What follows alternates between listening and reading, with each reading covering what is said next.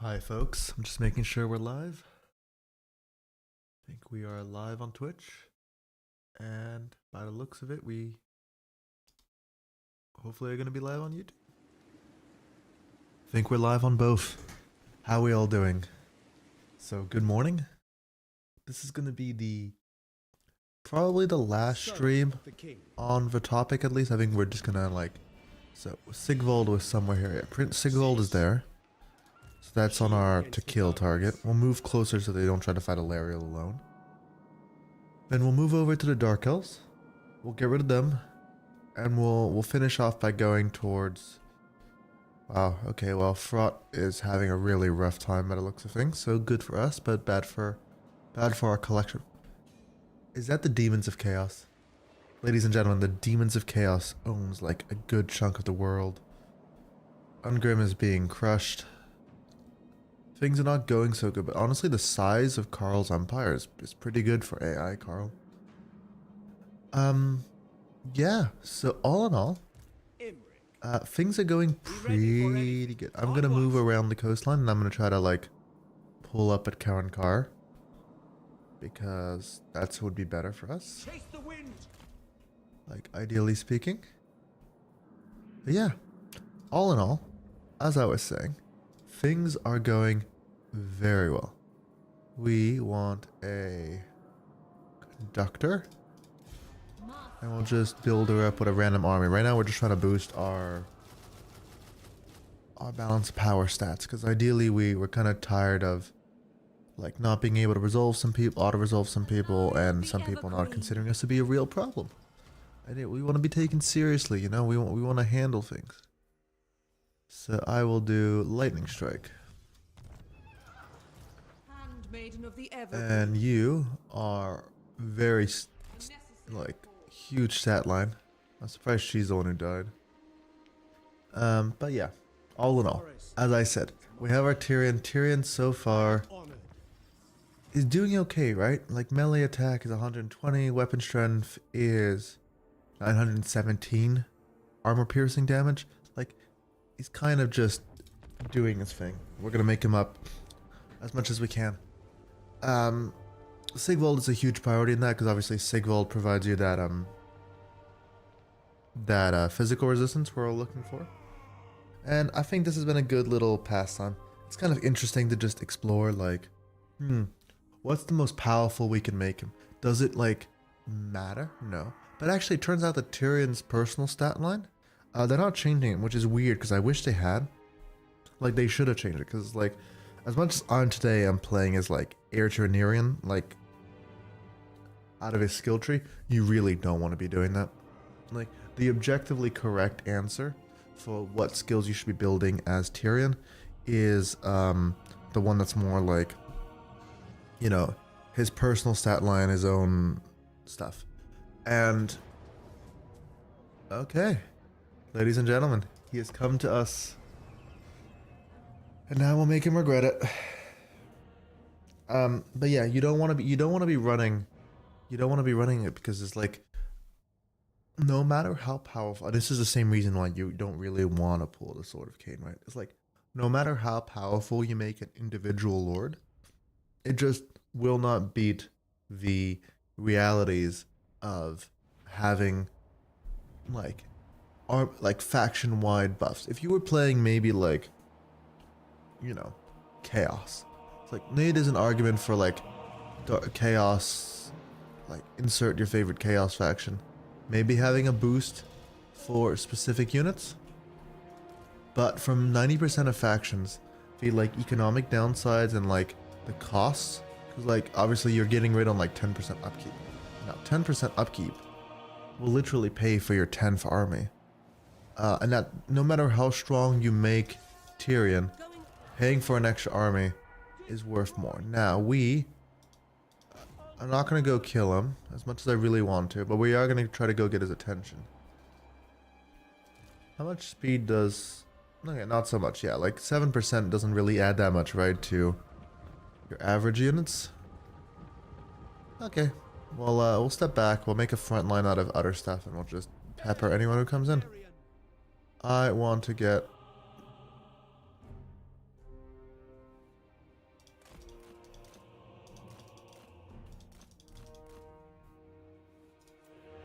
Okay, let's pull back all the way back.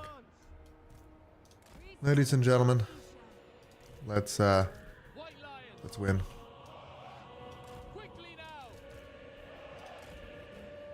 It's a bit of a messy front line. We do have a lot of wizards now. That's good. We have not that much magic as you'd think. He can also act as a front line. That's good. Which one is he?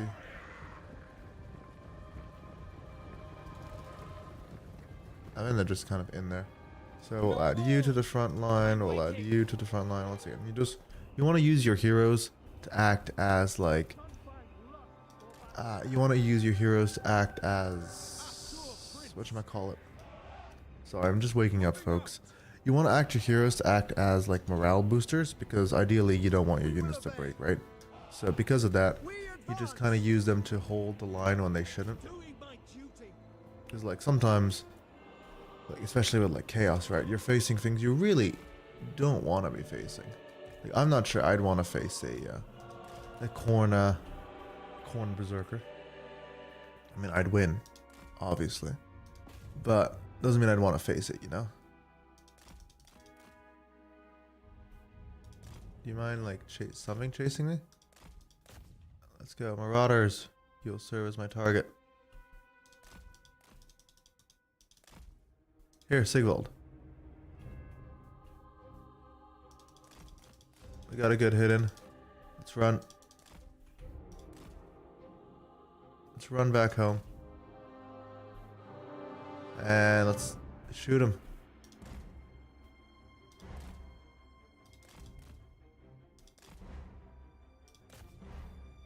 Let's go. Now we need to be careful with the Sword of Cain. We learned yesterday that like you can kill your own men just as easily as you can kill somebody else's with that thing. Let's go, let's go. Hit him. We're here to act as both the hammer and the anvil, ladies and gentlemen. Let's hit that there.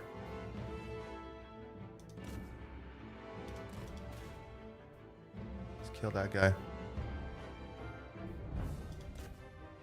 Let's kill him.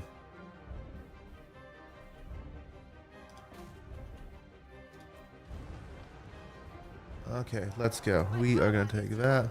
And we are going to start killing Sigvald. We're going to do Arcane Unmaking onto you. And we're going to move one of those spearmen over there. Obviously, the good news is Tyrion will hold whatever front line we need him to hold.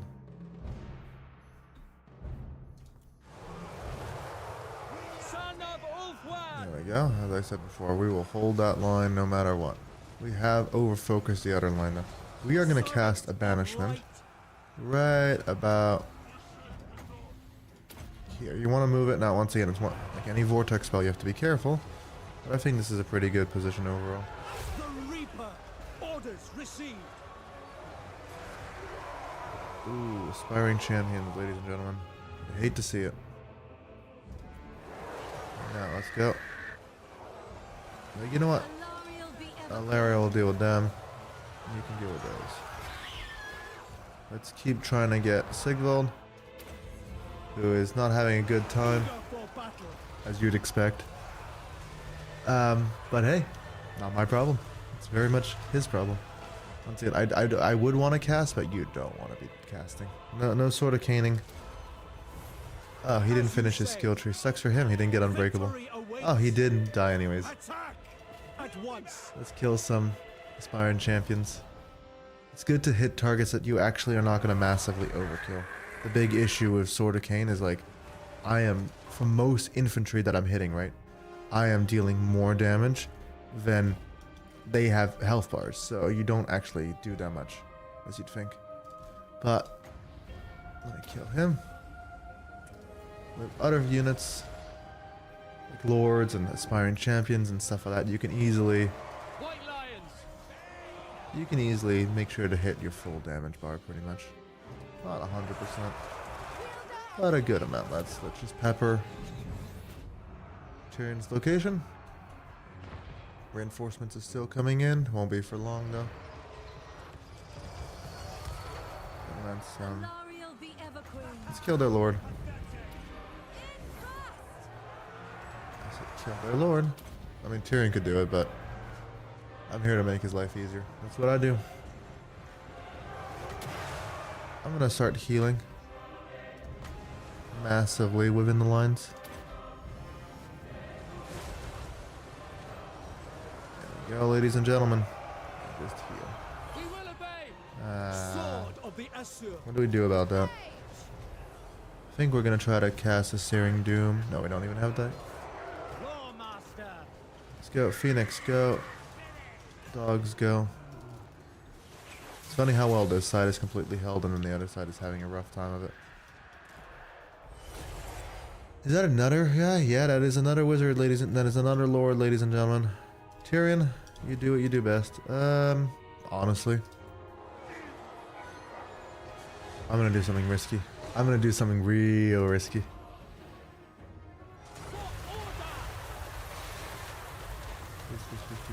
Please don't make me regret that cast. It will be done. Following orders. Done. Making my We're way. good, we're good, we made it. That could have ended real bad, but it did not, so that's okay.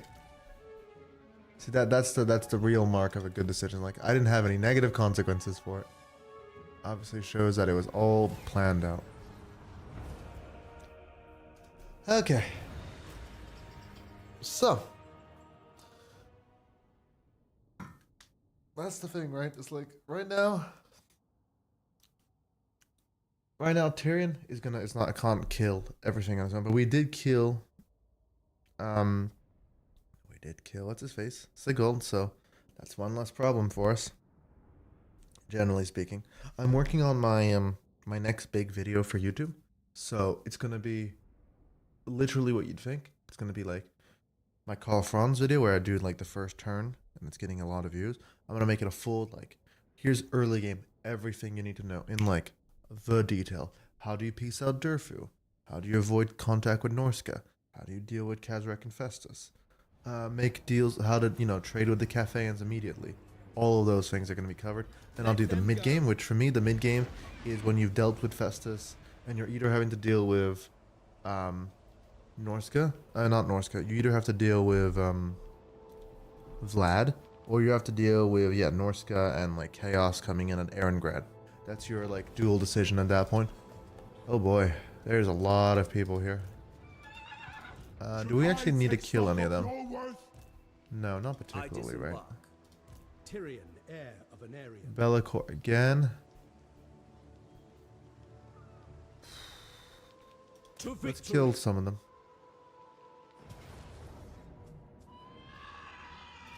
Unfortunately, we have to fight this out. Maybe I should have picked a better unit to be my my Unga Bunga beat stick with him. Because like we can win this easily, right? But avoiding needless honor resolves of like 6 units is ideal for everyone. I think I'm just gonna send Carlin. Like, what can hurt Carl at this point is surprisingly enough, like if you have like chaff infantry for some reason has melee attack, like they will hurt, like magical attack. They will surprisingly hurt a lot more than if I'm just a few units, because once again, if it's like 1 or 2 entities, I can like mass kill them. Let's kill the dogs, we don't want those. Yeah, well, they didn't quite work, but at least it stopped them. Hello, aspiring champions.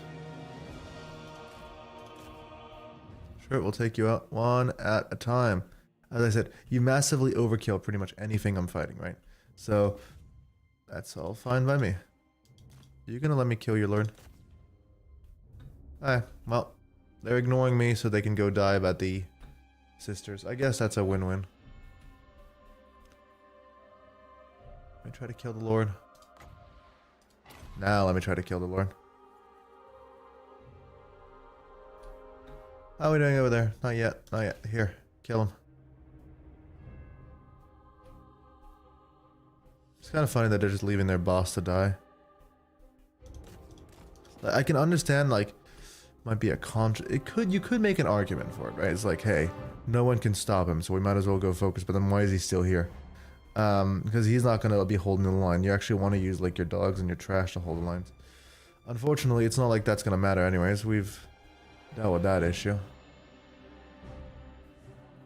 And we'll be dealing with this one.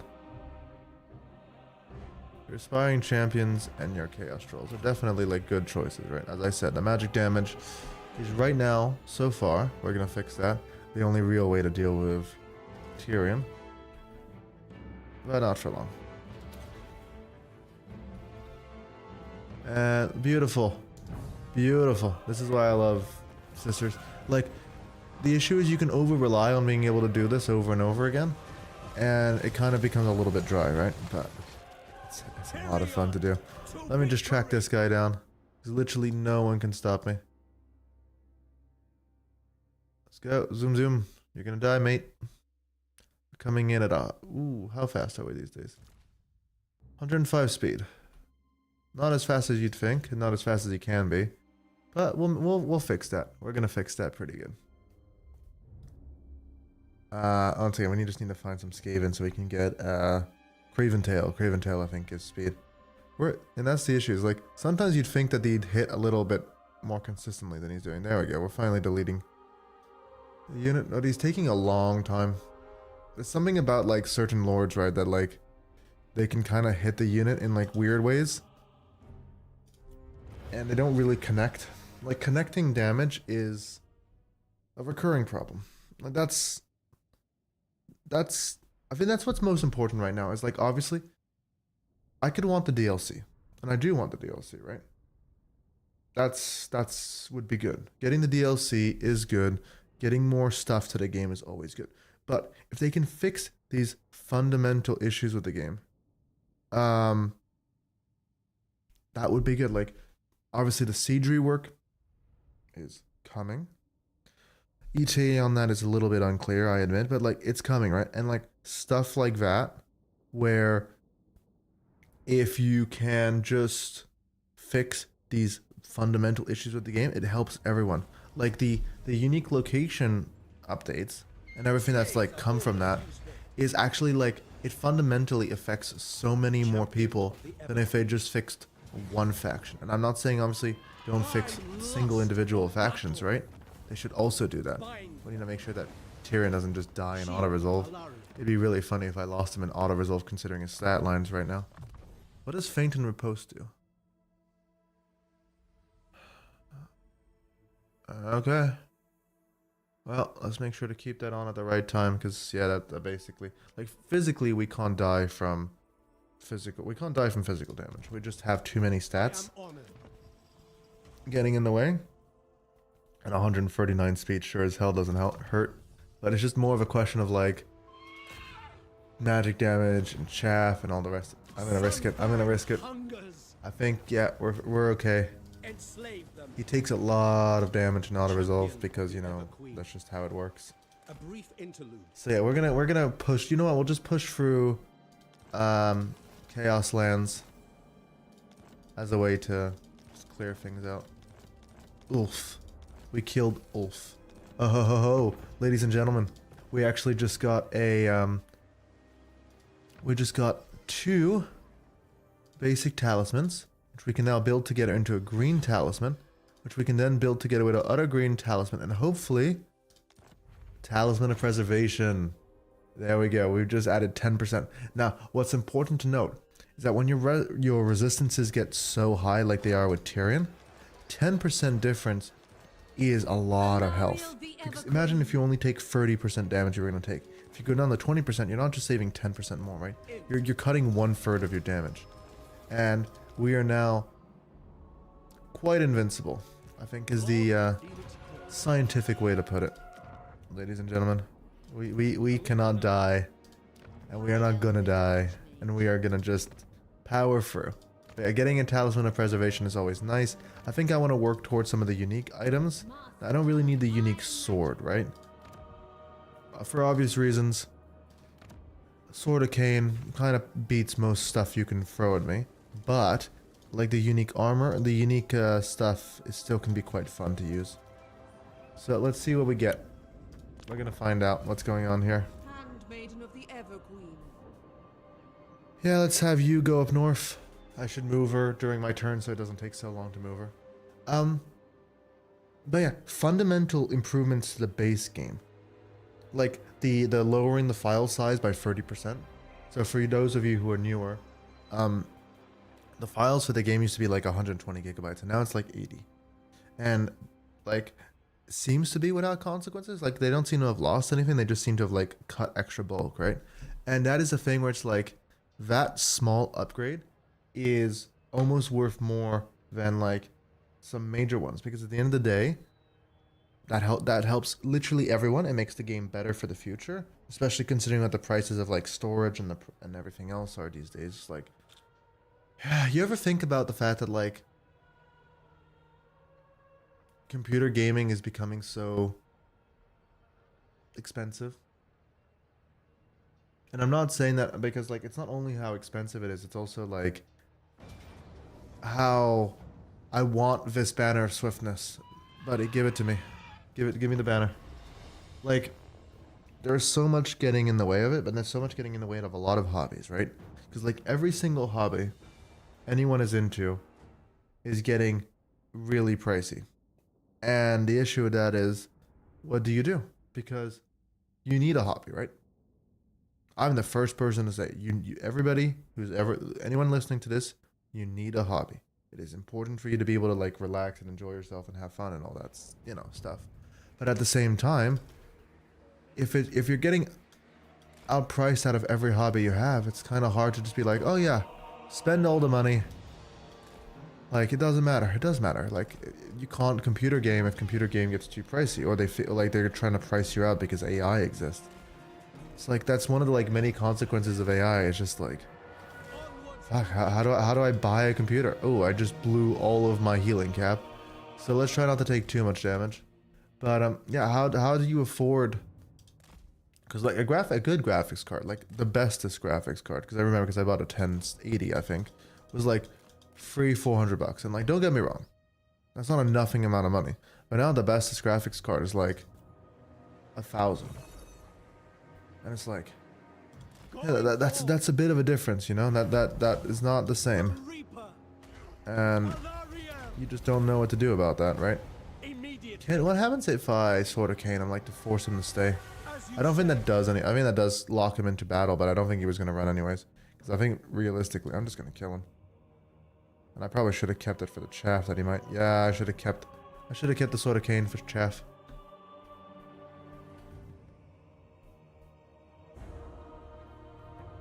I want to get out of here because actually they hurt more than you'd think.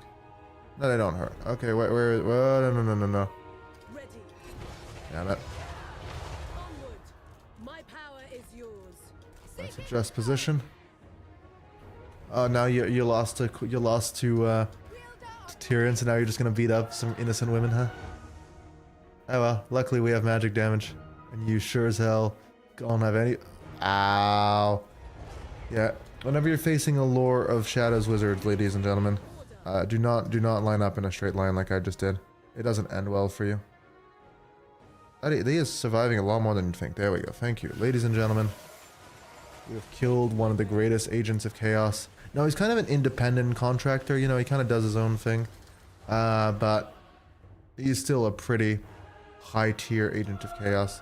He's like basically, I think the best way to think about him is like, he is the first guy to do like the whole ever chosen thing. But he kind of did it for his own gain. He obviously gained demonhood out of it. Be'lakor is obviously it's another one of those demons that appears in every setting. That's one of the best decisions, and they're kind of moving away from it because, you know, if you don't know, 40k is kind of moving away from the whole demon thing, which has a lot of people kind of upset. But yeah, Be'lakor is one of those like multi-faction demons. Like literally on his kit, like you can build, he has like, you can either put a space marine at his feet that he killed, or you can put a stormcast. Now honestly, as much as I play Age of Sigmar, I like building Age of Sigmar stuff, I probably would put the space marine because it's like more iconic, and it's like, it's more impressive to kill a space marine than it is to kill a Sigmarine, right? I'm willing to admit that, but yeah, all in all, ooh, let's go. Make sure that we just kill everything here. I'll have to deal with it later. How are we doing over here? They are corning all over the place. That is unfortunate. Oh, well, we'll win. Yes. Always do. Forward. But they are gonna hurt us a bit. Which will hurt our ability to auto-resolve, so blah blah blah, it sucks. Focus fire. I think we need to try to give him space. And then we just open fire. Nope, that didn't work.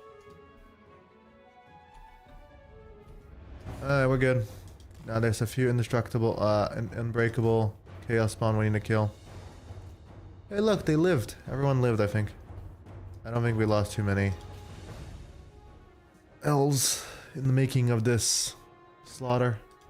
There we go. But I'm really looking forward to the update next week. Like, it is interesting. There's pros and cons to the update. And I'm actually like not paying attention. I'm not turbo like looking at all the content. I want to go in blind, which is why I was surprised to see that they didn't change anything with Tyrion, right? Because I expected with Tyrion that they would like change up his skill tree a little bit, because as I keep mentioning, but they haven't really. I think they changed one or two of Teclis's spells, right? But they still haven't given him maybe the most exciting spells, because you know, I'd want Spirit Leech, so you can deal with the single entities. But I can also understand why you don't want to just give him everything. But it is a little bit sucky that like when you multicast, like when you can cast, because once again, Tackless is one of those characters that can get unlimited magic, right? Now, the fact that he can get unlimited magic has never meant that it was worth playing down as his faction. That's not what I wanted out of you, buddy. I wanted your damn banner of swiftness. I need to get that. Because, like, imagine Tyrion is going to zoom, ladies and gentlemen.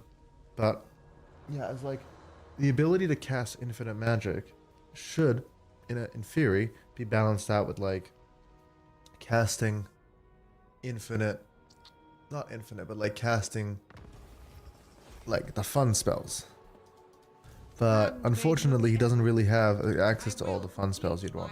So, we are not bothering conquering land with Tyrion. Like, once again, we can win every fight. But yeah, his Blood of Anirion line is nowhere near as good as his Majesty of Ulfline line when you're playing a real game. So when you're playing like a real campaign, don't do what I'm doing. Make sure to build Righteous Cause and all of that, because those will pay off much more significantly. We'll just, you know what? We'll just walk past the AI. We'll just let them attack me. Dark Elves are coming. I guess we'll fight them next. Defeat Be'lakor, control, weapon strength, Lord's Army. Like, weapon strength out of all the skills I could use is so meaningless. How much weapon strength do I have right now? Yeah, 1.1k. It's like, okay. It helps, technically. But it also really doesn't. We're good. Armor, okay. You go take that. I'm gonna go now. I think I've definitely I killed most of the people like that I have to be worried about, right? So we're just gonna move up and we can try to fight our faction. There's a lot of fighting left to do, ladies and gentlemen. There definitely is a lot of fighting left to do, but we're gonna win it, and that's what matters.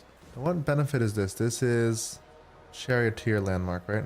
So I guess we'll do that. And we'll do this. And we will do that. Let's just build a little bit of boost. Get rid of that. And most of this is actually fine. We need to change. Always, the really important thing is to always remember to change the settlement, like, edict. It's really easy to forget the settlement edicts. I forget the settlement edicts all the time. My lord is back, my level 20 vigorous lord. It's such a good... Okay, you know what?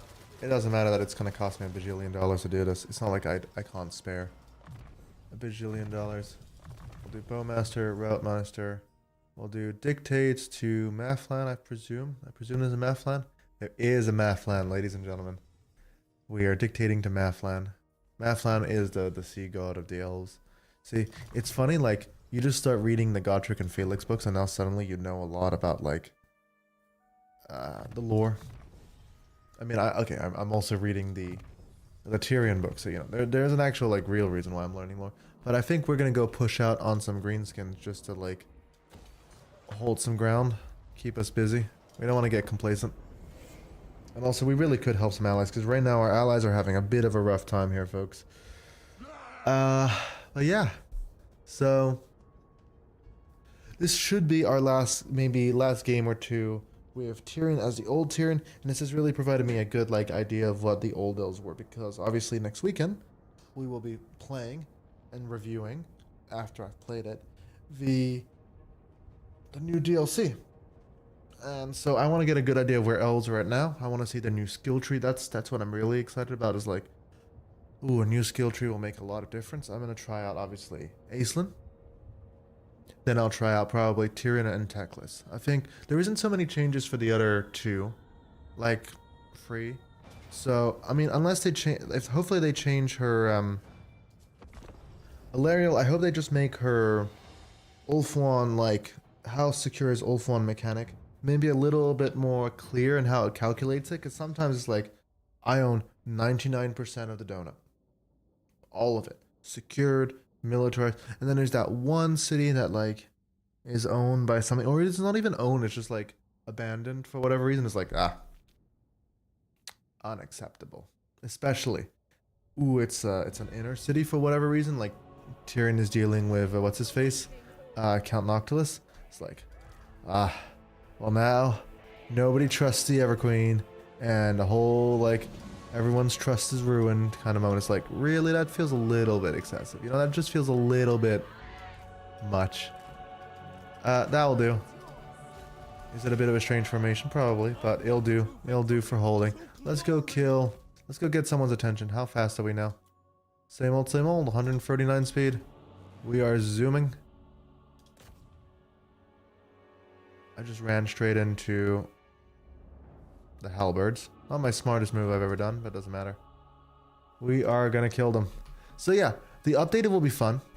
I think it sucks a little bit that Tyrion's personal update is basically just whatchamacallit. Tyrion's personal update is basically just Call of Franz. Now the good news is I enjoyed the Call of Franz mechanic. And I suspect that if we ever get a Dark Elf rework, Malekith's personal update will just be Call of Franz again, right?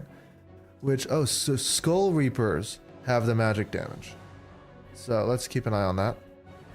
But at the same time, it's a good mechanic, right? Like, Karl Franz's mechanic is one of the best parts about playing Karl Franz, especially compared to old Karl Franz. So, oh, the dogs are doing on some sort of long flank. Turn the position around, ladies and gentlemen. So I can't really complain, but I also feel like they could have done a little bit more to spice it up. Like, obviously it's different buffs, but it's still like same old effect, same old effect. Now let me just focus on this for 2 seconds, and then we'll go back to our main fight. I'm surprised that Skull Reapers are allowed to run. Like, you'd think for obvious reasons that, you know, something so like endgame for Chaos. But at the same time, you know, Chaos does run. Like, a lot of Chaos runs. Or just generally, like, backs off or feels like it's too much. It's not like it's completely impossible for even, like, Chaos Elites to run. But you'd still feel like, hey, we are Unga Bunga possessed by Corn. Running is really not an option for us for a variety of reasons. Let me kill this guy. See, look. Like, there we go. We should have killed him a bit faster. Let's go join the main army. Ooh, people are actually trying to sneak up behind us. Unfortunately for you, that doesn't work. We have Tyrion coming in from the back, and then we have Sisters of Avalon in the front. Ladies and gentlemen, this is going to be a bad time for someone. Push through, push through, push through, push through. I want to deal with the front lines. Okay, let's see how we're doing. We need to make sure I don't really want to get anyone in melee right now. Here's a conversation, right? The next big, apart from obviously End Times, the DLC that a lot of people want to see is Dogs of War. No, I'm not an expert in Dogs of War. I don't really know what Dogs of War is about. I know that it would kind of fill out like the area south of the Empire. You'd have a lot of like these factions and stuff fighting, and like there'd be benefits, right? But the issue for me with like Dogs of War is more that, like, from what I gather, it's basically just Empire light. Like, you have a lot of Empire units, and obviously it's mixing with other stuff, right? It's not 100% just Empire. Let's not generalize too much. But at the same time, it kind of is though.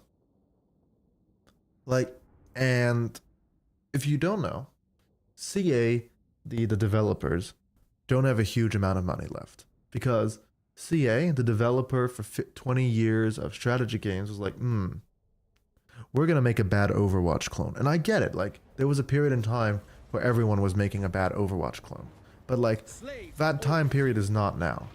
Like, they should not have been doing that like 2 years ago. And what they did is they blew like all of their money. Like, when I say all of it, I'm talking like $1 billion was blown on making a game that literally has never released and will never release. So because of that, CA is finding itself. Oh, first of all, look at this city. That is, you know, when I become a very successful YouTuber or whatever, I'm gonna build me one of these. That look good. But now, back to my point. CA blew all of their money doing something that nobody really wanted them to make. Nobody wanted them to make a DLC for, like, nobody wanted to make them a shoot. Nobody wanted CA, the strategy game makers, to make it a war game DLC, a shooter, not a DLC. People wanted them to make good DLC for the game, and in the meanwhile, while they were off, messing around making shooters, they weren't doing anything for, they just kind of ended in this like weird, like, we're gonna milk people. And I think that has a lot to do with why they're milking us so hard right now, because let's not kid each other ourselves. They are absolutely trying their best to like milk every little dollar out of us the moment they can. And I don't entirely blame them, right? It's like, but the issue is they're broke. But let's just call it what it is. They are not in a good place financially. So every single dollar they spend on this little side project, every single dollar they spend on that little side project, which would be their DLC, their shooter. Why am I calling it the DLC every 2 minutes? Every dollar, they need to make it back. Because if you don't, then, their company's in the red and will keep being in the red, and then Sony at some point, because CA is owned by Sony, they're gonna have questions about how this company is run, and like, they don't want them. Look, nobody wants the company they bought to be wasting $1 billion.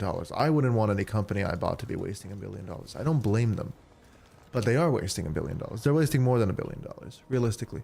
And it's part of why, like, they're gonna make the End Times DLC. Like, not only that, I mean, obviously there's the obvious reason that just like at some point they need to make it because they need to get the income that will bring, and they need to close off this game to make the next game, right? Because if you don't know, what is likely to be Warhammer 40k is going to be announced on the 4th, which is going to be kind of cool. Like, I'm not the biggest sci-fi enjoyer. I like my fantasy. You can tell by the fact that I'm like playing this game a lot. I really like my fantasy, and I really like all that. But I still think that simply in terms of like getting, like, having a bigger community in this game is a good thing. I know it's easy to be like, ooh, well, I don't mind, but like, I really enjoy playing multiplayer. And one of the advantages of playing multiplayer is, like, if you have more people, you can play more multiplayer. There'll be a bigger audience, and this game will still exist, right? This game will still exist, and I suspect that they probably will throw a DLC once in a while at it. It won't be like the end, because if you look at like Rome, and I know there were special reasons, like they had to train up their developer, right? But if you look at Rome 2, they still made DLC for that game years later, and it would be kind of dumb to just be not like, hey Empire player, do you not want to play as the halflings, which are basically the hobbits, but if you're a racist towards hobbits, do you want a catapult that shoots soup? And do you want to actually have a settlement in the moot, or maybe like a little bit of a map upgrade once in a while, and you shove in a faction there? Because it's like, there are factions they could add to the game. Will they add those factions?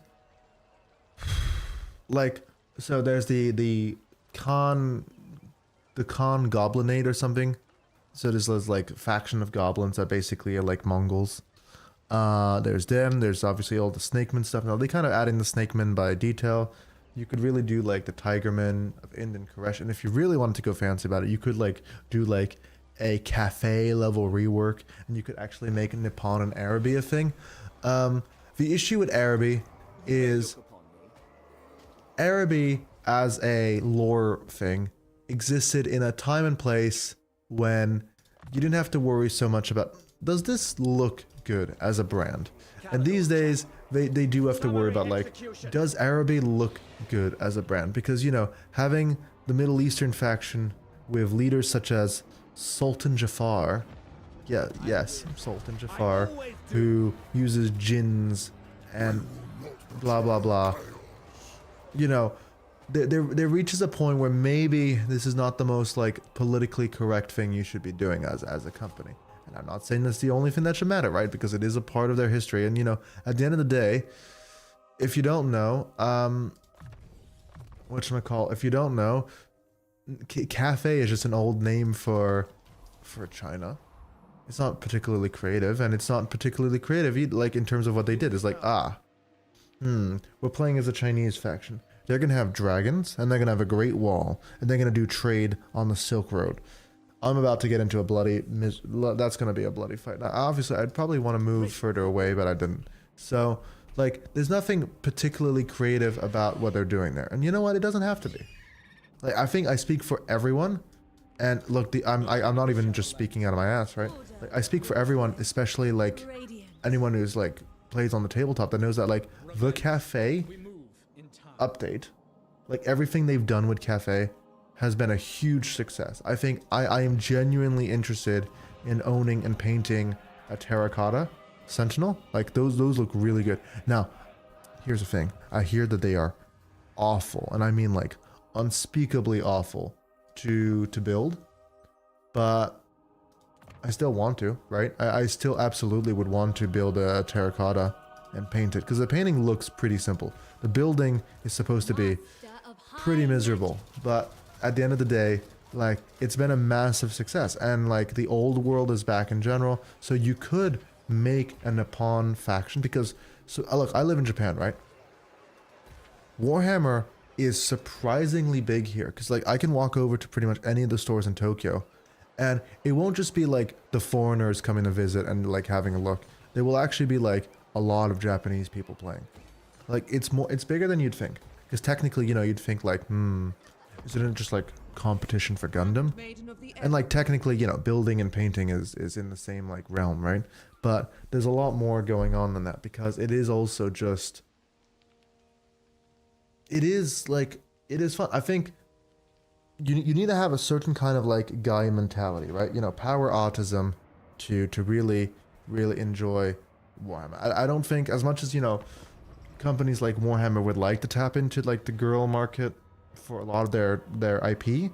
I'm looking at my statistics on YouTube, where it is 100% men. Congratulations to the 100% men between the ages of 25 and 34. Hi, you're probably watching this now. And it is also the same thing with the board game. Like, Warhammer as a hobby is never going to reach 100% like visibility. You are never going to have the Warhammer Olympics where the world, you know, watches in with bated breath, and you don't have to be. And as long as a company doesn't try to be that, like, where they dilute the experience to try to, like, appeal to a wider market than they have, than they should, that's okay. Like, nobody needs them to. Okay, we need to shut down a lot of things. We need to shut down that bolt thrower. We're going in, ladies and gentlemen. But yeah, as long as a company doesn't spend their time trying to appeal to a market that really isn't their market, then it's not a big deal. Stop shooting me, please. We're gonna kill her first. That's okay. You don't like, that's fine.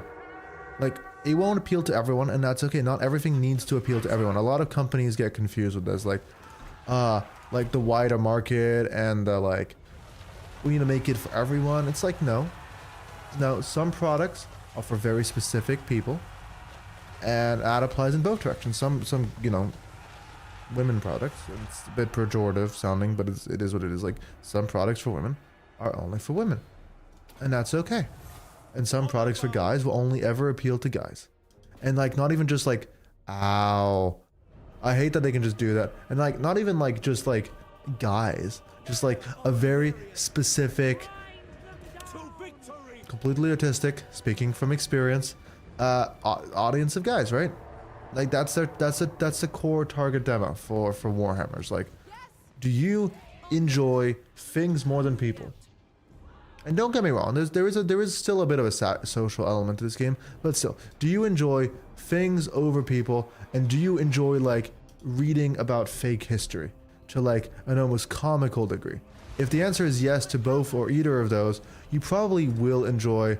Yeah, you know what? It's probably not a bad thing that I'm losing out on all these sisters, because the reality is they're gonna die every time. I think we've come to the end of the usefulness of the sisters, ladies and gentlemen. We let them fight it out to the death, but I'm not going to try actively to be saving them. They've lived out their usefulness. Marafi's here. I don't really think I want to kill Marafi. I don't think it adds that much. Right now, I think we are safe. They are peppering me a little bit, right? Let's kill them. Hi. Oh, there's a Hydra. Hello. So yeah, you like, you just need to be realistic, because a lot of companies lose their identity because they start trying to appeal to everyone, and you really shouldn't. Like, but at the same time, Warhammer 40k, the Warhammer 40k actually does appeal to a huge audience, because like people have played Space Marine 2 who had no idea what a 40k is, or even what a Space Marine was before they played it, right?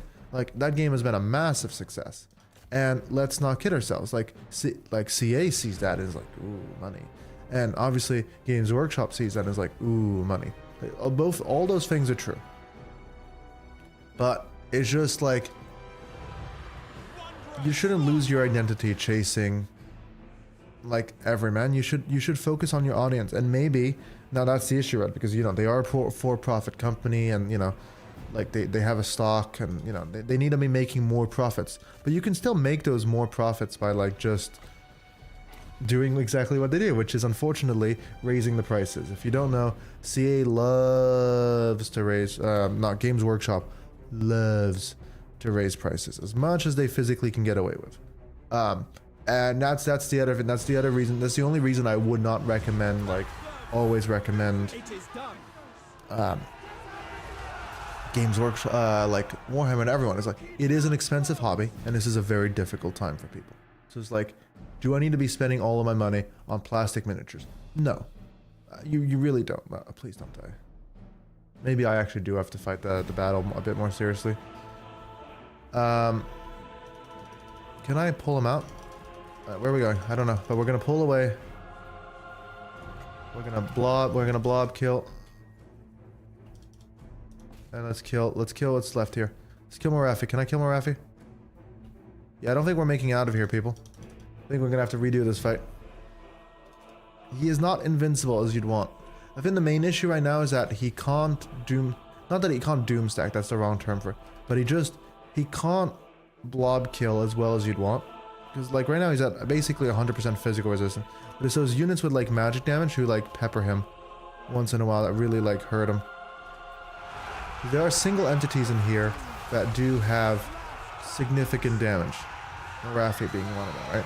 But I can't really hit them too cleanly, and because of that, because I don't have like the pushing power that an Imric does. Because like an Imric, if you build a doom stack with Imric, right? Imric can just push his weight around. If you want to kill a specific unit, you're going to go kill that specific unit. Tyrion is getting kind of swallowed up in this blob. Yeah, okay. So, let me try that again. I'm not really sure where I was going with my my conversation about the game. So yeah, that's the thing. Let's go back to what I was saying. Effectively, it's like, if you are Games Workshop, you see the numbers of Warhammer 40k, and you're like, you know what?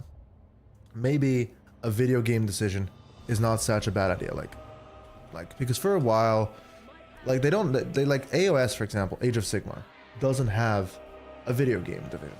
Like they don't have a big video game. They don't have anything. And there could be a case that they could be making Warhammer Age of Sigmar. Now they're not, because like none of the leaks say anything about a Warhammer Age of Sigmar. I wouldn't mind a Warhammer Age of Sigmar, like, to be entirely honest. Like, but it'd be very similar to this, and I think they've been making this game for 10 years, right? And I'm glad that they have, because this game is an achievement on so many levels.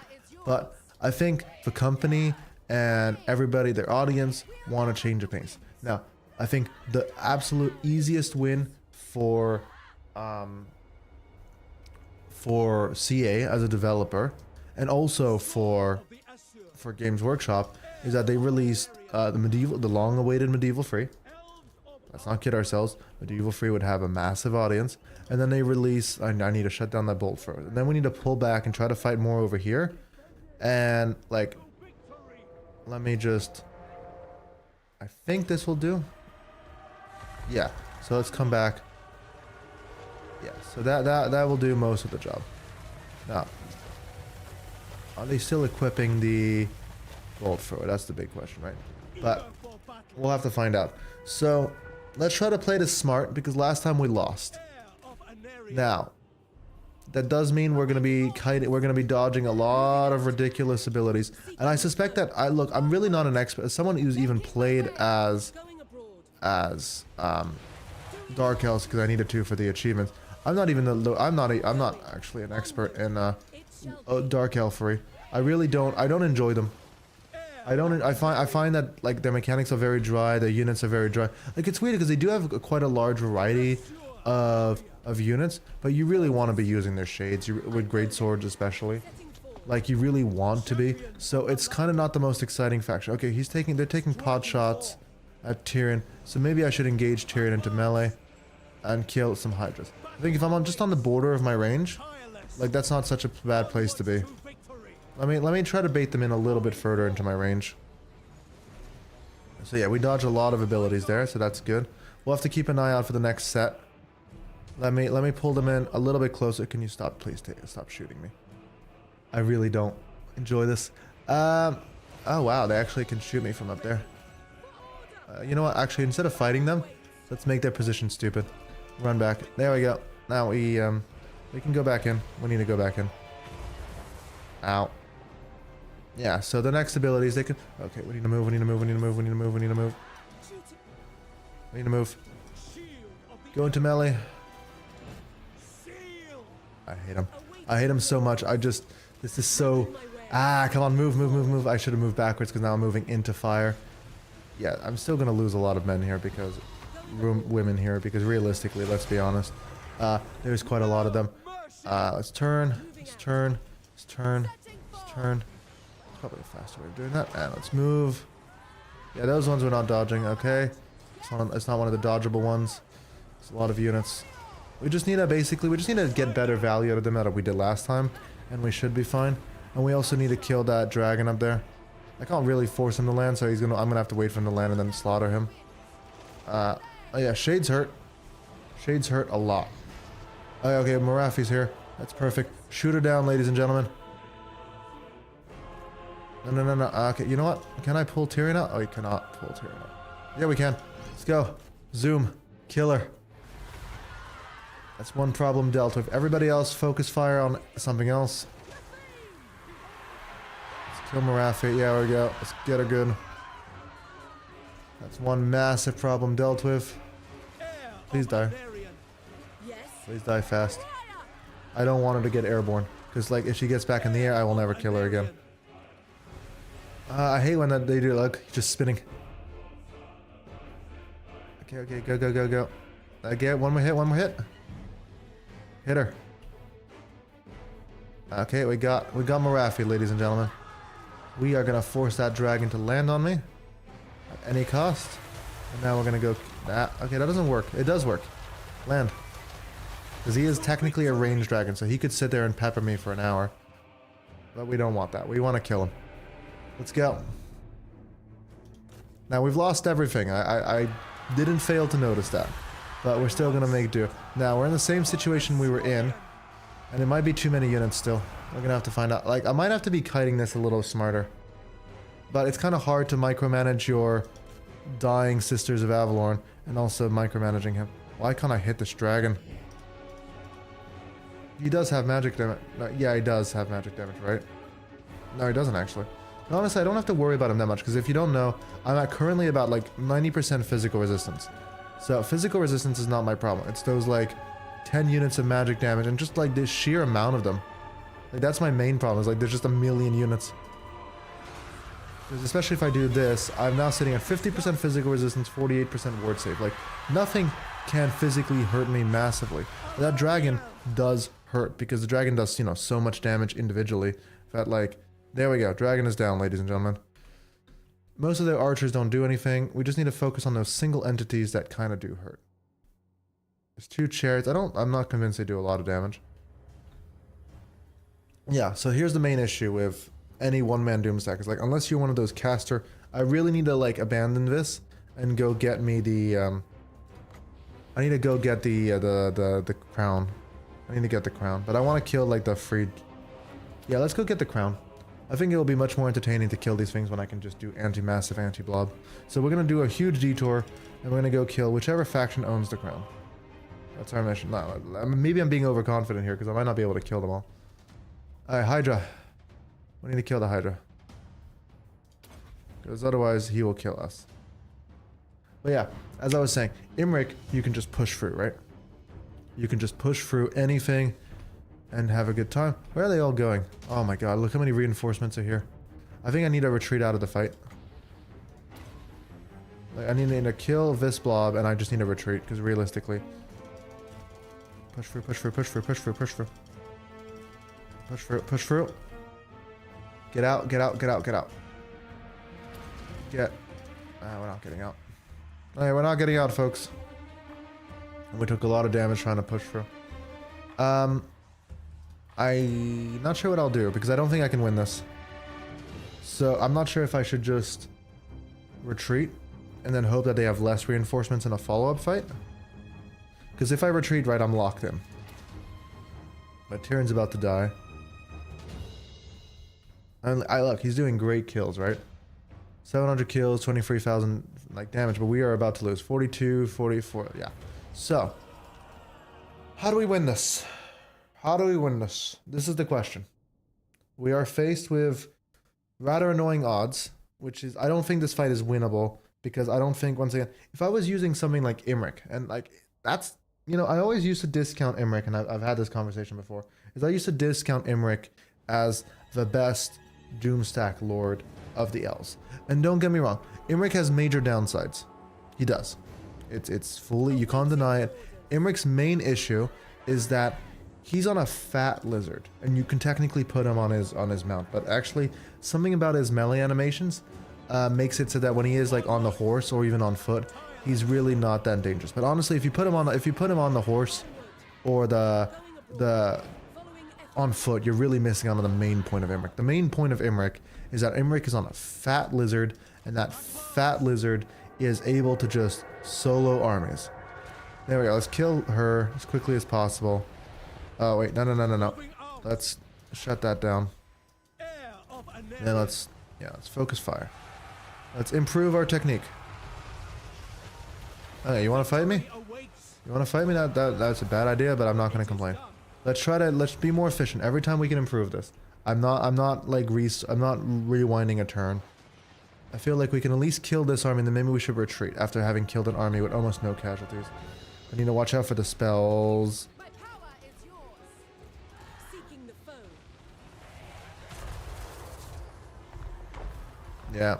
Almost no casualties, he says. Almost no casualties, he says. Oh my god, I jinxed that so hard. I deserve this. Alright, let's go murder. Ah, the dragon gets airborne. I hate when the dragon goes airborne. Okay, almost no casualties. Yeah. We need to run. We need to run. Like, let's just... We can't run because then he can just use the abilities again. Like, realistically, there's no way to win this. I'm not sure what it will do in that situation. If like, I can't win this fight, and I don't want to lose the Sword of Crown for obvious reasons. I think giving that to the AI is not something I want to be dealing with. Let's go in, let's go in, let's go in, let's go in, let's go in. Let's force them to melee, and then fire on my position. Anytime today, man. Well, women.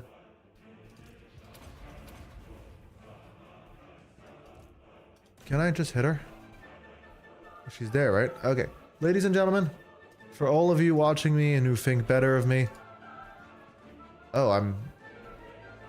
For all of you watching and think better than me, I'm sorry that I'm about to disappoint you a little bit. We are going to rewind one turn. I don't want to lose the Sword of Cain for obvious reasons. We could just do it, and like I only have about another hour to this morning stream, so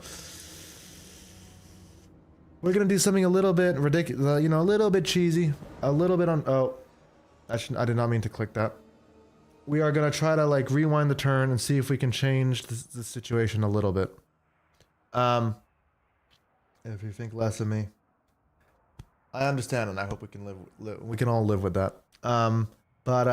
Yeah, so we're just gonna rewind, we're just gonna restart, and we're just gonna put ourselves into a situation where we are gonna go and detour completely from our current attack plan. Because honestly, a lot of the benefits you get, if you've never looked, there's a pretty big list of all the defeat traits, and a lot of the defeat traits we actually care about right now are not really armor piercing, because a lot of the ones you get out of the Dark Elves are just like more armor piercing, and our issue is not our ability to armor pierce. We can armor pierce to our heart's content, right? We'll keep Tyrion and we'll keep everyone else here. Let's go get the crown, the Nemesis crown, Shield against the darkness. and let's try to just run back in the other direction. We are gonna go somewhere in the Empire where I suspect we will find ourselves a crown. Is this technically cheating? Yes.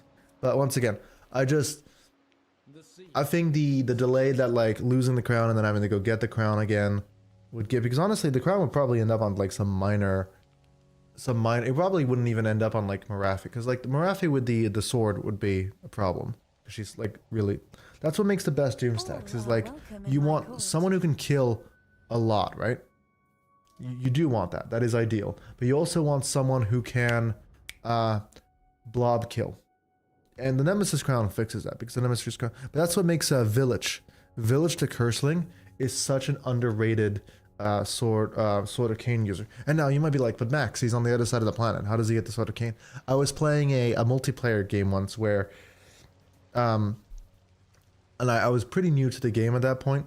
And I'd given my sword... I was like, okay, someone was like, hey Max, I'll give you peace, but you need to bring me the Sword of Cain. I was like, you know what? That can't be that bad of an idea, right? That can't be such a big negative. So I bring over the Sword of Cain and I give it to Village, and he wanders off with it. I'm like, this I won't regret this decision ever.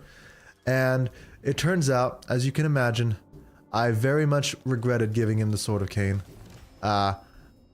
It was a bit of an oopsie, you know. It was a bit of a fuck up, because I gave him the Sword of Cain, and then Village turns out can just abuse the hell out of the Sword of Cain. Like there's literally no downsides to owning the Sword of Cain as Village, because well, I mean, control is not something that obviously Warriors of Chaos ever have to worry about. Upkeep not necessarily too, and then Village obviously has Final Transmutation, and he has Searing Doom, right? So Village is such a perfect carrier of the Sword of Cain, because like you can deal with the blobs. He's a pretty decent, like he's not obviously the best melee combatant, but nobody needs to be the best when you have the Sword of Cain, and you can deal with those blobs of infantry. So I think my analysis of this situation is that maybe Tyrion is in fact not the best Sword of Cain user, if simply because like his ability to blob kill is just not quite there. Now we're gonna go fix that problem. We're gonna, as I said, we're making the best Tyrion, and the best Tyrion does involve going to get a Nemesis Crown, does involve going to murder everyone. Now we are sending reinforcements in to go deal with the Dark Elves, because we still need to get rid of all of them. So we're gonna bring in qualified Dark Elf exterminator, Alifanar, who my understanding of Alifanar's lore, and I haven't looked at him like too deeply, right? My understanding of Alifanar's lore is that he's from the same region of the world as Malekith is from, right?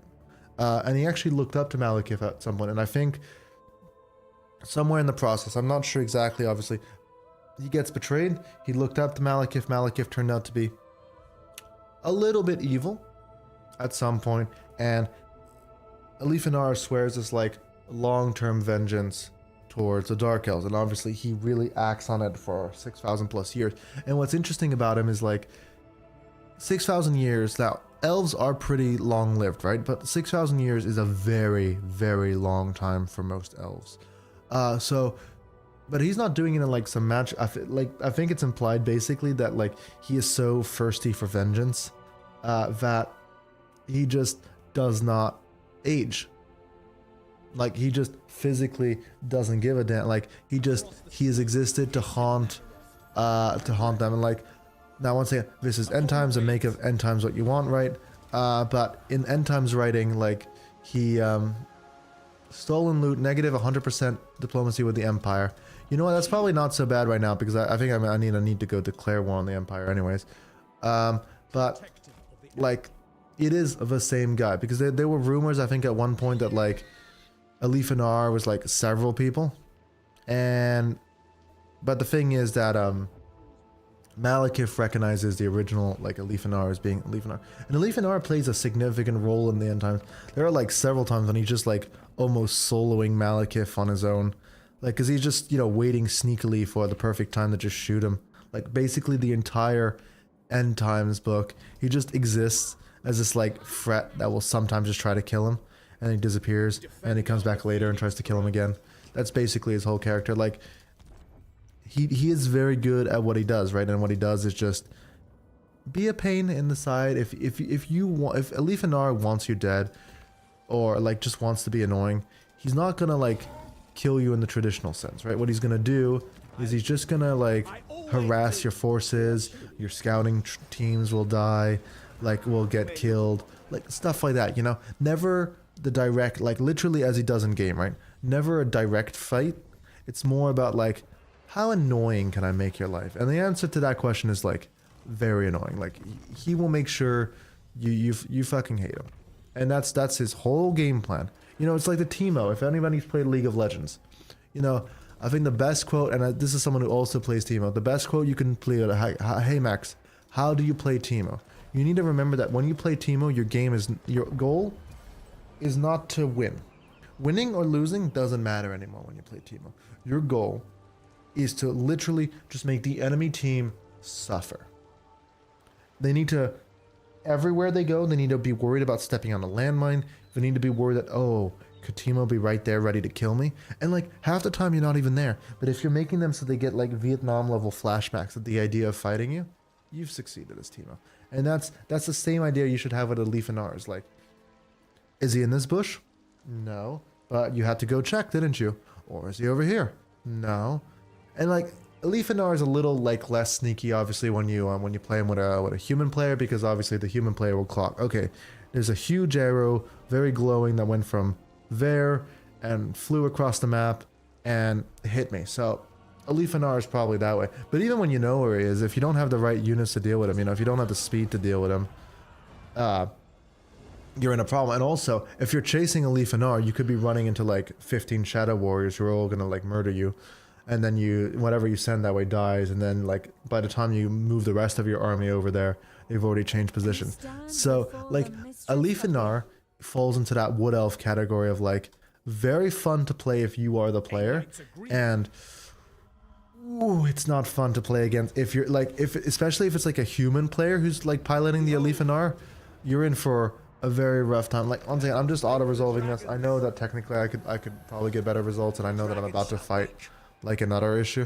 Let's hire that. Let's hire some dragon princes for obvious reasons. Imrik needs his dragon princes. But like, you can really go wild with them, right?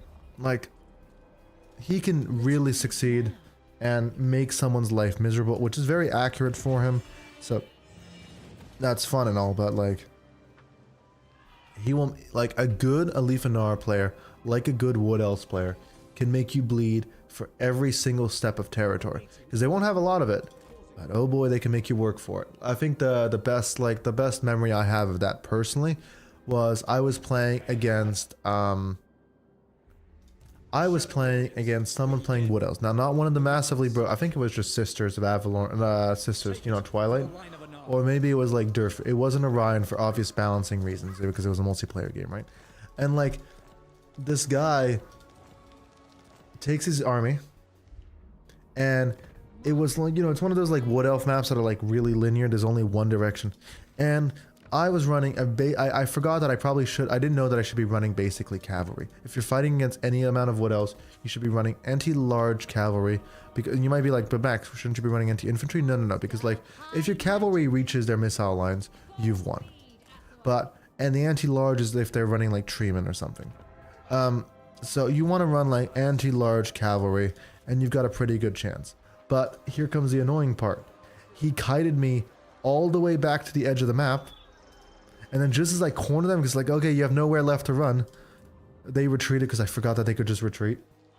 So I lost like half my army, and I realized if I attacked them again, I would just basically be the same scenario, except I had half my army already dead. So I was like, you know what? GG on that one. I don't feel like playing against that like another 30 times, because that's the issue when you fight as I'm actually gonna play this fight because this looks like a fun fight. That's the issue when you're playing as when you're playing against what else? Is not that you can beat an individual army, is that you have to do that same annoying gameplay pattern not 100 times. So like there are factions. Look, if you are there are two types of Warhammer multiplayer games, right? There's the we're here to have fun, we're here to build like two big empires and then we're gonna have a big clash off at the end. And then there's the like no hold barred, everything is legal, unga bunga, def to the like full on murder fest. And if you're playing one of those games, you know, they're like everything is legal, you know, you can eye gouge, you can pull people's hair, you can spit or whatever, like do what you need to do, right? I don't blame people for those games. But like if you are just playing like a more casual game, like it's not a very fun, like you need to keep the other person's like fun in mind. If simply because if they're not having fun, they're more likely to like quit playing the game, and then you've both wasted your time, because that's the big issue with playing multiplayer Warhammer. It's like at any point someone can leave and then you have lost hours of investment, because at the end of the day when you play this game multiplayer, you are sitting down with someone for likely many hours. So if you are pissing each other off, or you're being mean and you're being unfair and you've like developed some power cheese, like don't get me wrong, if you have a power cheese, it is perfectly fair and square to like deploy it once and be like, haha, I could do this for the rest of the game, and then you stop doing the power cheese. Okay, we're gonna lose. Cavalry sucks for me. Like cavalry's great. Like I don't use them as much as I should, right? But cavalry's pretty good. But like use your funny haha build, like whatever you develop that's really funny, and then just be like, I could do this for the rest of the game, but for the sake of having a good match, like let's not keep doing this over and over again. I think we're gonna move over to the right. We don't want to get cornered, and we'll use these guys as bait. Now, and that's I think doing stuff like that is the best way to like build goodwill, right? Because you don't want to actually annoy them. Like obviously the value of like I just build a funny meme build that's probably really frustrating to play against is easily overpowered by the fact that that person is never going to play with you again if you like keep using it. Because if they have a really bad experience playing with you, you're done. It's the same as like Magic the Gathering. So Magic the Gathering's like biggest, I think it is the biggest format by now, is Commander. And Commander doesn't technically, it does, let's not kid ourselves. It does have a ban list, but Commander is mostly regulated by the social contract, right? It's like, if you do something that's really annoying, nobody is ever going to play with you again. And nobody's going to play with you, and nobody's going to want to play with you, and like, or people will develop their own like bullshit like techniques. So the way the game like self-polices is like, hey, everybody's here to have fun, at least in theory. Not everyone, sometimes, but like some people are here to actually just be that asshole, you know? But like most people who play Commander are here to have fun, in my experience. So don't be a dick, and then the other person won't be a dick to you. Now, that's not 100%, you know, hard and fast rules. Sometimes just, you know, some people want to see the world burn, blah, blah, blah, insert, you know, Alfred meme here. But 99% of the time, if you come up and you're like, hey, let's not run the most ridiculous stuff, people will do it. And that's the same with this game. It's like, my advice with this game is establish some rules. Establish some ground rules before. You don't have to make it like a competitive server when you have like a detailed like half a book of rules where it's like, okay, if you are playing this faction, you cannot use this, and this ability. But just go like, does this faction have teleport, like Be'lakor, for example, or like Skull Taker? Maybe don't play that faction. Like there are other groups in the same thing. And like obviously don't be running like Elspeth versus like what is a really weak faction comparatively to Elspeth. Like don't be running Elspeth versus like Volkmar.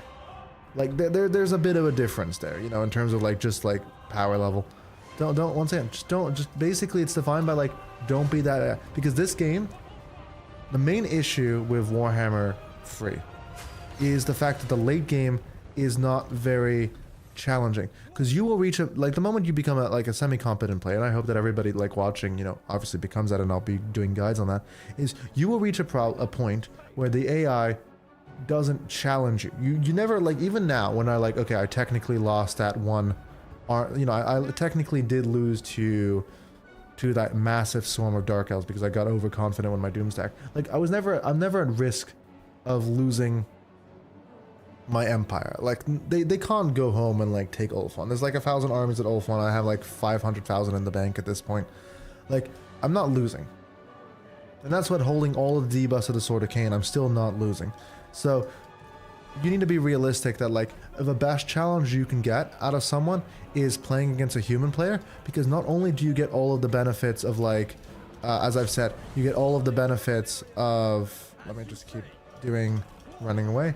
You get all the benefits of like playing this game with someone, but they're actually bound by the same rules you are. So you have economy caps. You know, if you've ever confederated an AI faction and you're like, oh my god, my economy is in the red. How are they running this army? It's because the game doesn't care.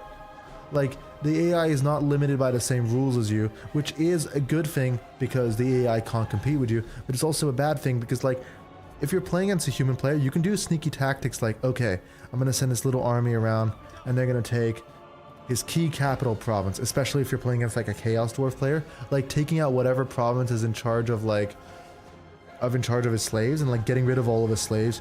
Ooh, you can mess someone up real badly doing that. And then that way, you like all of these like strategic decisions don't mean anything against the AI, because you could get rid of the AI's entire like situation and give them like one fort settlement somewhere and they will still pump out more armies than you. So economic raids and stuff like that don't matter. But if you're playing against a human player, you can do those raids, you can do that, all of these things, you can actually work on people's economy.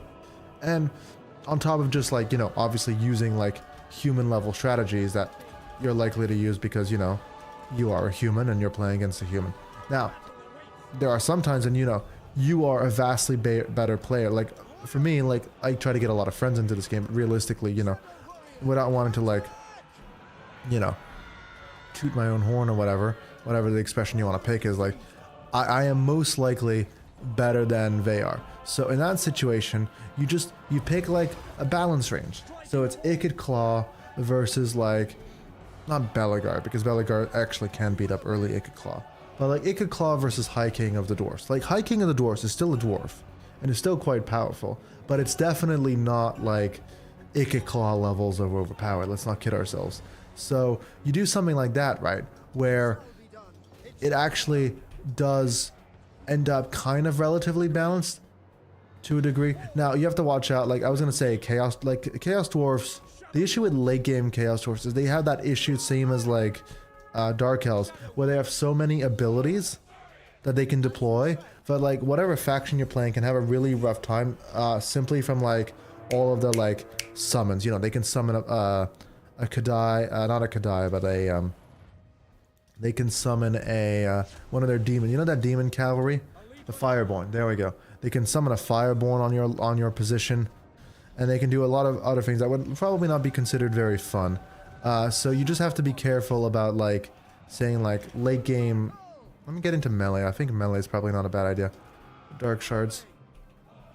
I think we've mostly dealt with the issue here, folks. Yeah. So. But yeah, I recommend it. If you can find someone to play with, you can set up a few rules and you make sure that your connection and both of your computers are good enough. Playing multiplayer is some of the best fun you will ever have in this game. And I'm talking sincerely, like genuinely. It is so much fun and it is such an enjoyable game. Once again, just be like, hey, every Sunday for 3 hours, because once again, you're never going to get a campaign, like unless you do like really close campaigns, right? You're never going to have a campaign done in one sitting. And my honest advice is like people can play those, you know, really close campaigns where you set up next to each other and you go head to head in a really early game. But I personally don't enjoy that as much. I enjoy like we have both established empires. So like empire, traditional empire versus cafe. That might be a bit too far, but it kind of makes my point, right? You want to be like far enough from each other that you have both developed actual empires. You're both using your like late game units, and you can actually make this a fun challenge because it is way more fun. Most factions are better off in the late game. Now, obviously, if you're a Beastman player, you don't wanna do this plan. You want to go Unga Bunga, and you want to go like. But Beastmen are not a like. One second, there are factions that I would not recommend for multiplayer. Orion and the Wood Elves, but especially Orion. It's probably not someone I'd say like, yeah, go play multiplayer with Orion. Unless the other person is really wanting to like challenge, because like it's not so much that you can't kill Orion, right? Because like if you take a steam tank division, assuming like the Orion player leaves you enough time to build a steam tank division, you are gonna absolutely slaughter the Orion player. Like there's very little that Orion can do against a squad of like leveled up and like all of the bonuses you can get with like Elspeth on steam tanks. The issue is the Orion player will kill you on turn 10 and the Elspeth player is never going to see a steam tank. So make of that what you will. But assuming like you make some treaties, like you're like, hey, no aggression till like turn 40, then, you know, which is absolutely not in the Orion player's favor, then that's fine. Now Durfu is the only one out of the Wood Elves where I say like the gameplay pattern is actually kind of fun, because Durfu like generally relies on mass treeman, as you can imagine from Durfu, the tree man. I know, I'm really blowing your minds here, and Durfu can make really if you've never seen a properly made like Durfu treeman stack, Durfu can make some pretty indestructible treatment. But the advantage of those really indestructible treatment is A, they're treatment. So they are kind of unkillable. Like they are kind of unkillable, right? But they are very, very vulnerable because they're huge, massive entities. Okay, my son's having a bit of a hard time. I might pause in a second and go check up on that. But I think my wife's handling that. So treemen run this, you know, can build effectively can be effectively unkillable. Like they can have like 60% fire resist, and they can run like a bunch of benefit. I think we just completely missed. Yeah, toot your horn all you want, buddy, you missed. You can just basically, it can be a very like fun stack. Look at this. I wish he would stop tooting his horn every time I did anything. But, like, and he doesn't have that same issue that I was just talking about. Oh my god. Run. Nakari hurts, ladies and gentlemen. He doesn't have that same issue I was talking about where, like, you, with Wood Elves, where, like, playing against Wood Elves is really, really unfun. Because the reality is, like, a treatment stack is basically a traditional army. Like, you just run into them and you kill them good, you know? So, like, they're the only ones of the, like, you still have fundamental balance issues with treemen. Like, treemen, in general, like Wood Elves, they have fundamental Wood Elf balance issues, which is quite simply that, you know, they can teleport, they can be halfway around the map, so, like, you can be fighting against an army of Wood Elves that just appeared. Like, they could be, like, their entire economy could be on the other side of the map, and you won't be able to do anything against it. So you have to be careful with that. I'm just gonna heal him up. I think they're actually killing him really well, and that can be a very unhealthy gameplay loop, because realistically speaking, there's only so much you can do against the guy whose main economy is based in cafe, but who is still fighting you in the middle of the empire. And also, once again, they can appear at various points in the empire, especially. So if you're playing an empire you don't really want to be playing, but even if you're playing as like high elves, like, they can just appear in the middle of the donut whenever they feel like it. And that can be a bit of a toxic game loop. So, once again, how you balance that out is up to you. Now, if you're playing against, like, Warriors of Chaos, when you're basically just both playing as... whatchamacallit? as like semi-nomadic empires, then it's not so bad, right? Because you're both playing as completely unga bunga broken factions who like both have the advantage of like, let me just kill this guy. I'm not entirely convinced we can kill him, but we can definitely make him, you know, hurt him.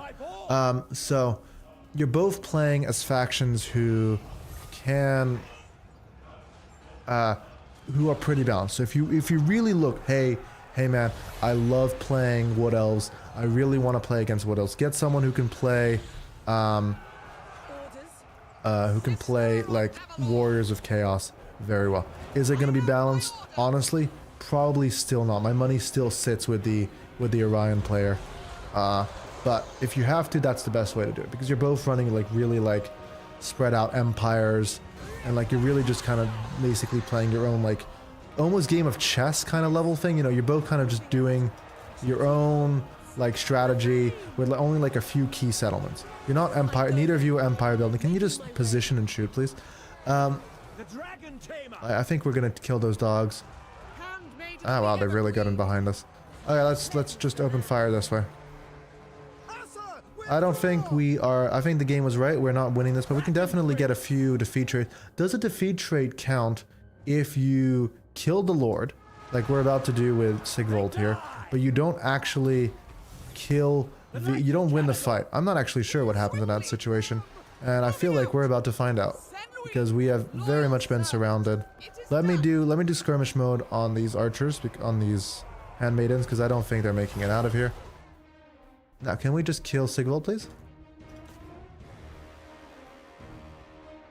Yeah, so that's the thing, like, balance is a tricky thing, because, like, Tomb Kings used to be a relatively weak faction. Like, okay, late game, obviously, they were still powerful, but, like, if you wanted to, like, have, you wanted to pick a faction that wasn't too strong so that you could, like, have a balanced game, like, Tomb Kings used to be a faction that, like, was a pretty safe choice, but these days, Tomb Kings, I mean, if you're not aware, like, modern Tomb Kings, oof, like that, they're not weak. Like, don't kid yourself. Modern Tomb Kings are quite the combat force. So that's the thing, is like, obviously, balance is an ever-changing thing, but I would and they can be quite strong. But also, like, there's two things that will determine the balance of any faction, right? It's like, you as the more experienced gamer, how much of an asshole, like, a lot of things, as I said, are determined by, like, how mean you want to be. Because, like, any faction, within reason, can be power cheesed.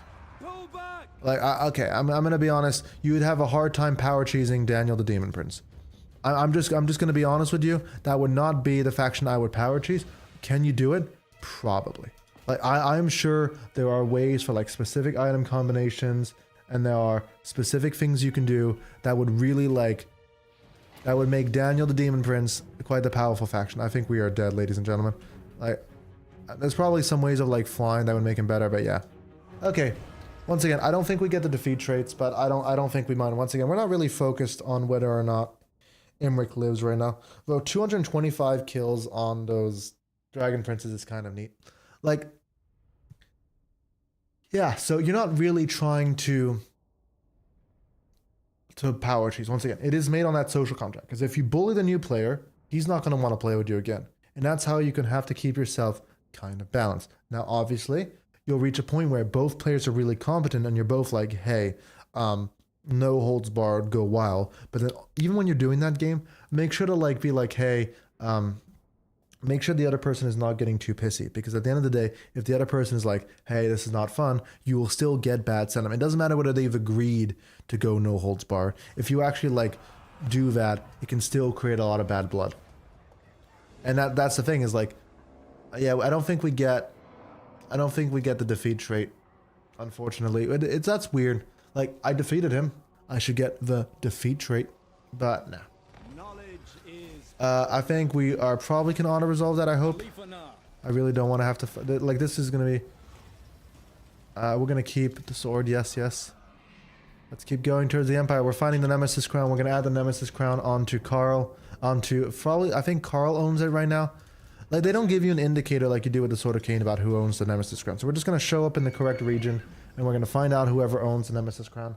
We are going to kill them. I don't care if it's Empire. I don't care if it's Dwarf. Okay, I'm gonna be honest though. If Ungrim has a sort of Nemesis crown, he might actually be a solid match for us because Ungrim is one of those characters. He kind of is in the same boat as Tyrion, where like you can physically kill him. Like he's not unkillable because he doesn't have a good. Once again, he doesn't have good blah. The best, as I've mentioned many times, the best Doomstacks are the ones that can actually fight a lot of units at once.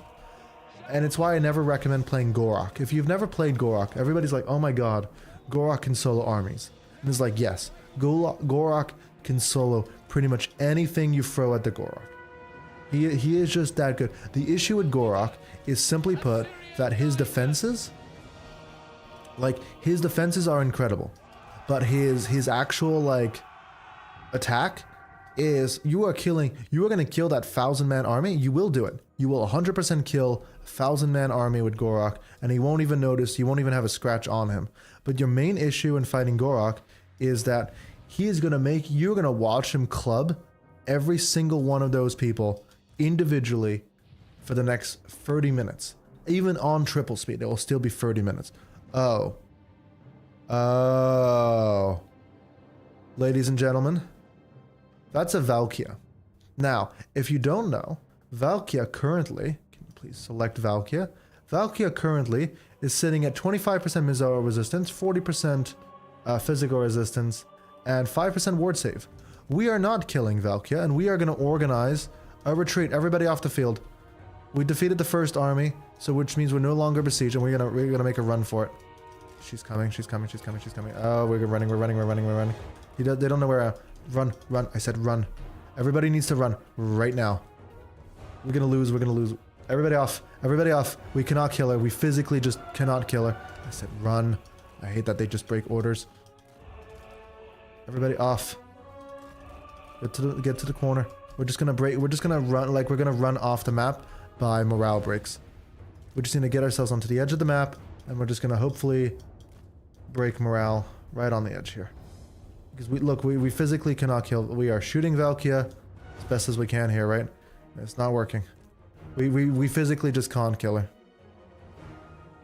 If I had Sisters of Avalon, maybe you have a chance, because obviously the physical resistance doesn't matter as much, but I don't have Sisters of Avalon in the set, because I like building all of my characters. I like building their little doom stacks. So if you are, obviously I didn't build dragons with him, but if you are Imric, I like building dragons, or dragon princes, or just, something dragony. If you are playing as, I don't think he's particularly has a lot of buffs for them, but he is the sword master guy, so when you play Techless, you play the sword masters just because it's funny. And they're kind of underwhelming. And if you're playing as a Leafanar, you build Shadow Wars. But look at this. We're going to lose every single one. And we have probably shot 1,000,000 arrows into her, and we're just not killing her. Can I just shoot something else instead? Because, like, if I can... At least I can probably break the auto-resolve in the future. I probably should have just ran that. Yeah, let's just run. So, yeah. We've defeated most of them. We're just not going to kill Valkia. We just have no chance. And now they're not running, because I can't give the order to run. So, we're just going to make the mess out of a bad situation, literally. Aspiring champions, though. Those are some hefty units. Let's take a shot. Chaos Halberds. And let's hire you. He doesn't have any ammo either. Let's go. We're meleeing. Nobody's breaking, so we're just going to have to waste all of our ammo against the 2 units we physically won't be able to kill. We can kill the Aspiring Champions, but it doesn't matter. We have Valkia. As I said, we can't kill Valkia, so we just live with our inability to do anything. I think we wasted our... Yeah, there we go. So, how much damage did we do? I think we did okay, right? We definitely lost 1 or 2 units, but... Yeah, we might be able to stop an auto-resolve, and we can definitely maybe hire... I think we can hire the Sisters of Avalorn in the army, and that Sisters of Avalorn would at least balance out...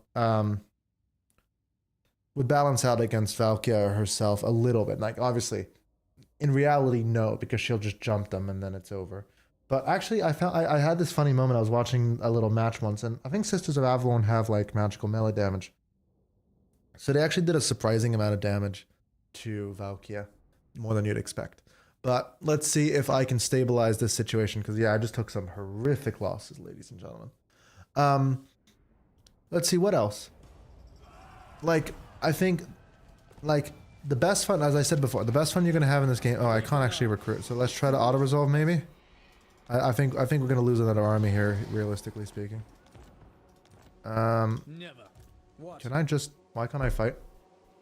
I got some skills. We are gonna want to take piercing shot, 2 points, and there's probably Deadeye, right? I need more ammunition on him because he kind of runs out of ammo too quickly. Why can't I fight you? You know, I'll let them fight me. No reason to fight them. Oh, that's a problem. Lightning strike. This is weird. Lightning strike once again. It's one of those situations like lightning strike doesn't give me any benefit, but it does change my odds of winning someone. I don't think meaningfully. But we'll just stay in the city. Wait for. Let me do some skill points. I think this one we can win. I don't think I should abandon every settlement, right? As much as I'm just focusing on Tyrion. Let's do metal shifting, and then let's do that. Where's my stack of wizards today? I probably should have built her more of the combat wizard. There we go. We got leeching, so we can at least, and we got earth blood, life bloom. Yeah, we can hold. One more point in that. And you can be trained up as a pretty competent melee fighter as well. Like spellcaster. Replenish troops, weapon master, and Valor of the Ages for fighting dark elves. There we go. Does that change my odds of winning here? It does not. I feel like we could win that, but once again, I don't really want to do more manual fights than we need to. You there. We're pushing back up north. We're just going to send armies to die, realistically. It doesn't matter. To die is what they're here for. We're going to do this Silvern Guard. And we're going to do a stack of archers behind them. We'll make those archers just traditional light armor. Click, click, click, click. A lot of units.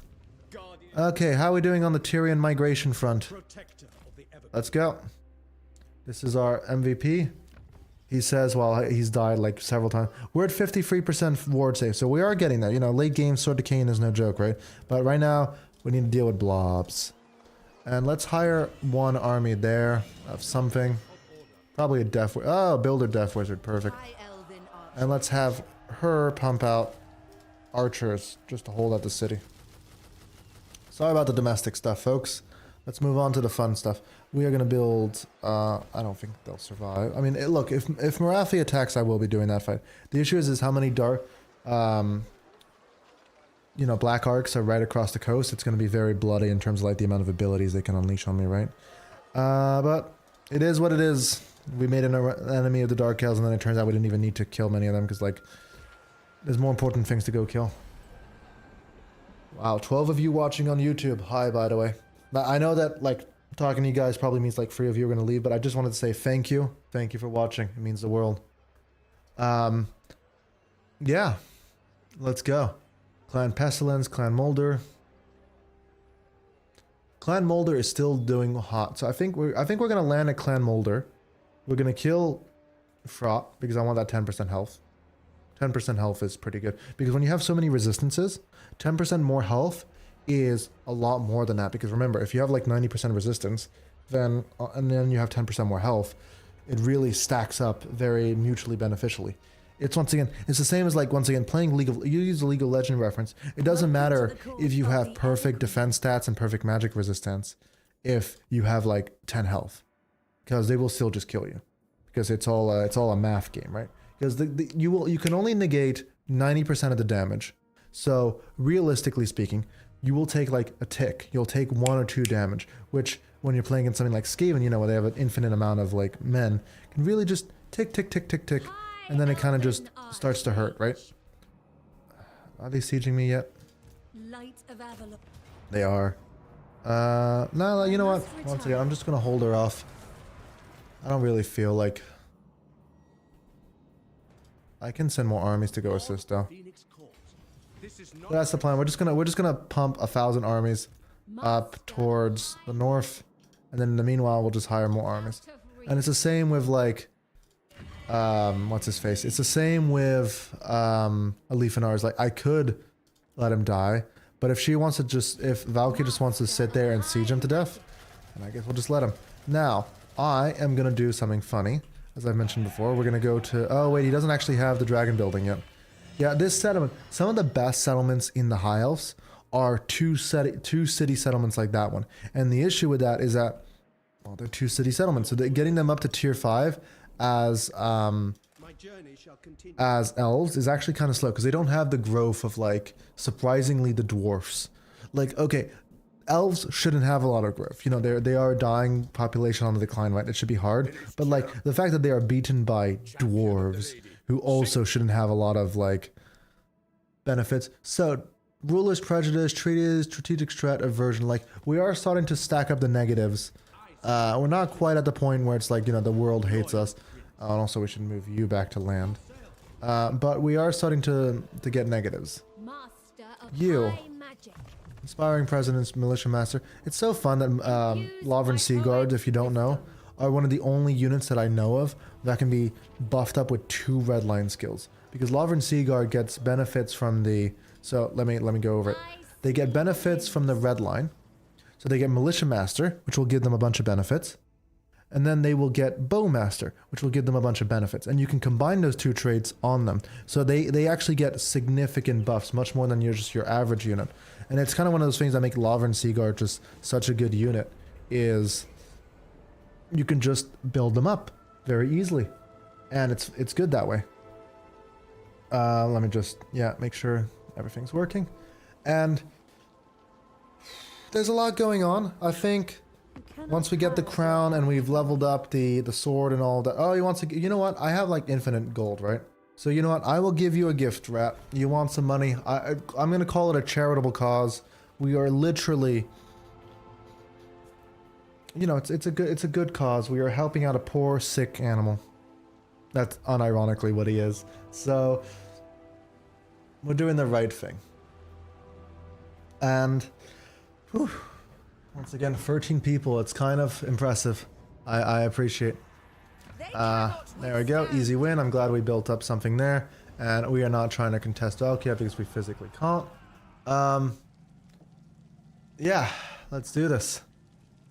Couronne is doing things. I don't know if there'd be an audience for remaking some of my videos en français. Parce que je parle français. So, like, I could. I'm not sure how big the French Warhammer Total War community is. And then the second point, which is actually also very important, is like, I don't know a lot of the game terms. So you ever have that issue where, like, because you speak a specific language, you speak about that thing in that language, right? So for me, I speak about Total War in English. It's the same with like investing and like all that. Like those are very like languaged subjects for me. And because they're so languaged, it's probably not the right like term to say it, right?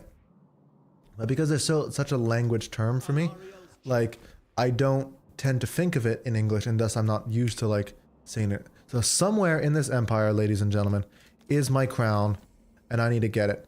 Gained from visiting Carnival of Chaos. Oh, but he gets the... Yeah, so here's the thing, right? I think she gained it. Yeah, Mantressa. She just gained an AoE damage spell. It's one of the Nurgle buildings. It's this one here. Not that one. Cult of Pleasure. Okay, so where is it? Yeah, Carnival of Nurgle, if you're building a Doomstack, is actually quite a good building. Because it can just give you this AoE trait of like damage. But the issue is you kind of just have to sit around there, because like I had another character sitting there for like 20 turns who didn't get anything. So like technically if you want to build the best Doomstack, you should keep Tyrion around that building and wait hopefully that they get the bonus. Oh, I don't have any ports here. But personally it's just not worth it to just wait around in the hopes of maybe possibly getting something. But yeah, there's an advice for you. If you ever get that Carnival of Nurgle, you keep a minor lord there, and you hope that he gets that AoE trait, because it acts once again like a Nemesis Crown AoE aura.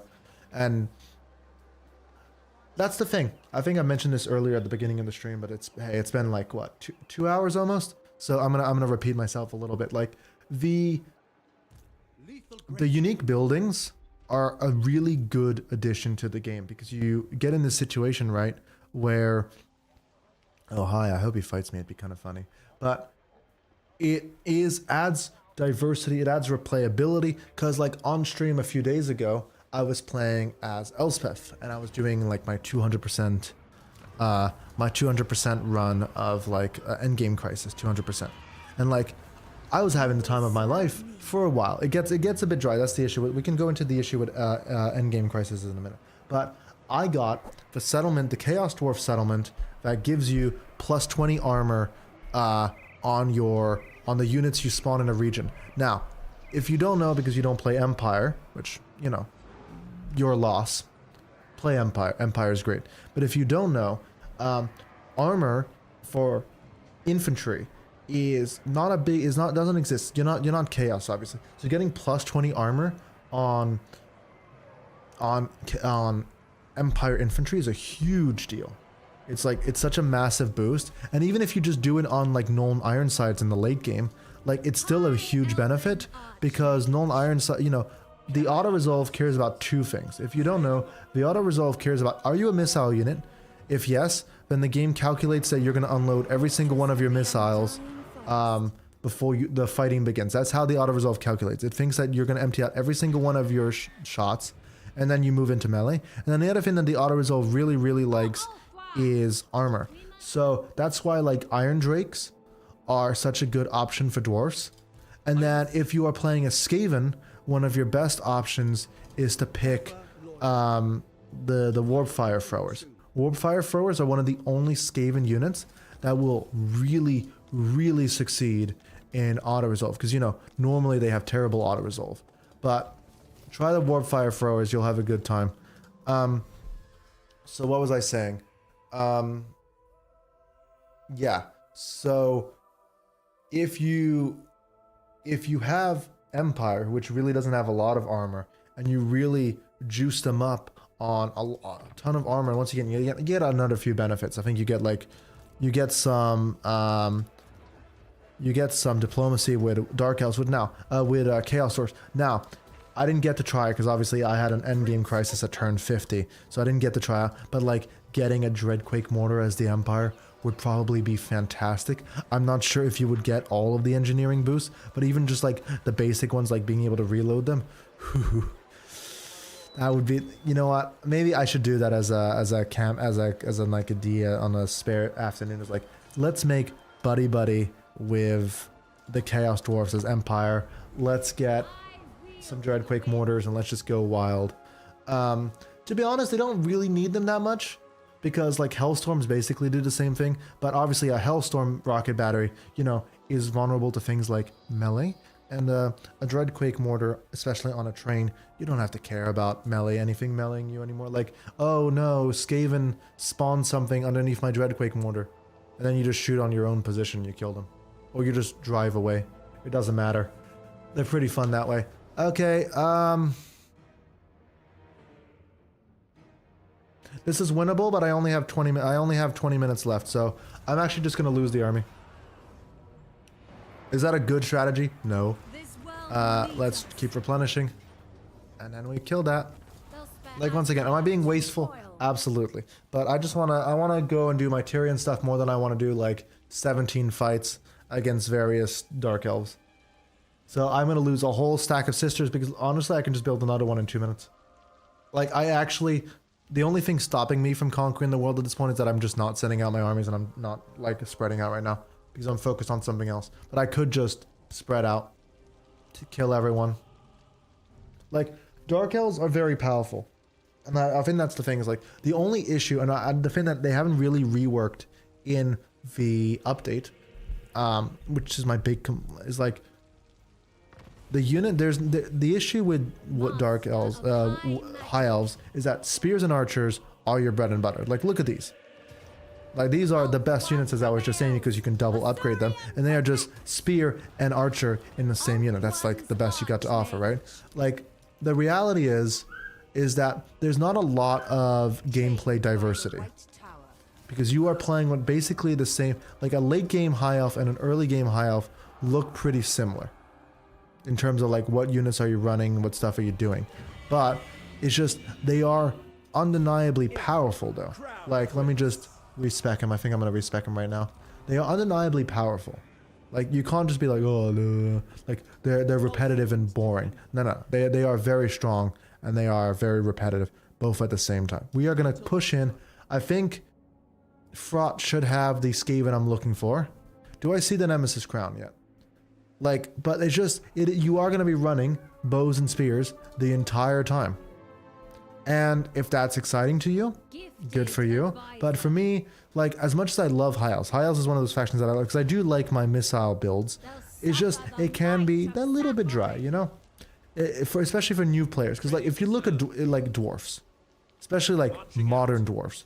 Dwarves on tier 2 to 3 can run gyrocopters, slayers, infantry, rangers, artillery builds. Like, there's a lot of stuff you can do. Here, you should be running, like, I know rangers exist, and but you don't want to be running rangers. Let's just be honest with each other. You don't want to be running. Rangers are not very good. And then on top of that, I know that there's like a few other things, but like Wood Elf Cavalry, no, High Elf Cavalry, like the early game cavalry is not that exciting. And to be entirely honest with you, late game High Elf Cavalry, like Dragon Princes are really underwhelming. I think the main issue with Dragon Princes is they don't have armor piercing. For a late game tier 5 cav, they will lose against pretty much any other late game tier 5 cav because, oh my god, there's a lot of... Also, I thought the AI was not doing this anymore. They've been doing this for like since yesterday. They're just all ganged up here. And like the good news is it kind of stops them from being able to do anything. So it's kind of a standoff. We're actually going to go down south. I think we're going to take some cities down south. Oh. We're going to go down here. We're going to take that. That's our objective. Like, once again, I don't know why I'm doing this because I don't really need to do this to win, but it's funny. So, I'll just do that, I guess. Let's see, what are my options? Blessed Tome, Staff, and... just take that Staff. I like me some, you know, thick magical staffs, people. Don't clip that, please. Let's see, what are we doing? Oh yeah, here we go. Abandoned Forge of Hashut. Look at that. This thing right here. This is a game changer if you play as the Empire. This right there, 20% permanent buff to any units recruited in this area. And the really funny part is you get a Kadai Destroyer when you defend the settlement. And then chances to forge a unique item when fusing 2 rare items plus 20%. Like, it's such a big positive. And I'm so glad that they're adding these, like, these settlements everywhere. Like, I think they're adding too many because I think pretty much every single piece of my land has one. And maybe it's a bit too much. They might need to tone it down a little bit. I feel like they want it to be really high right now so that, like, people can try them out and see them all.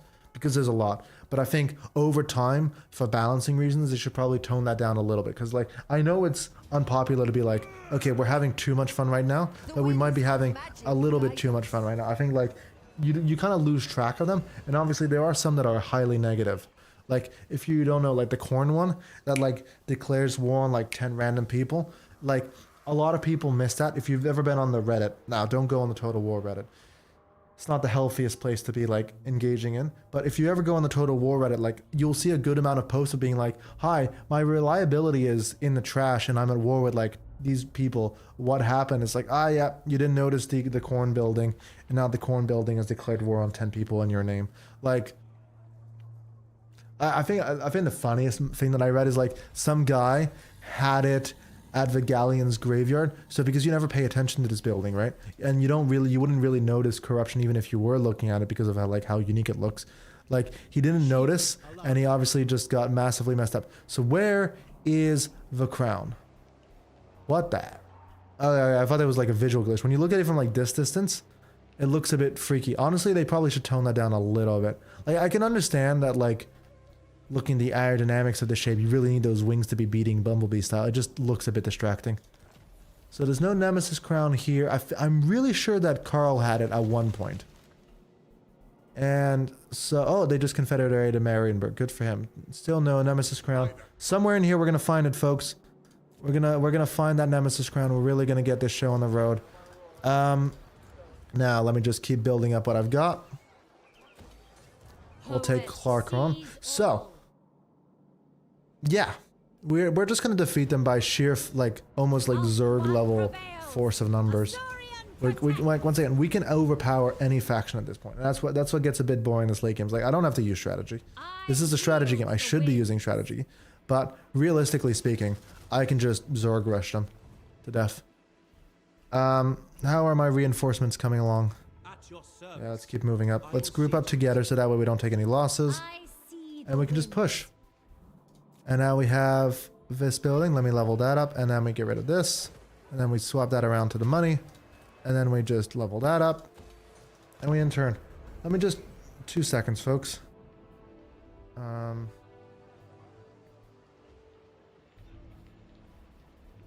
Oh, wait. He's not going in the right direction. Not by my hand.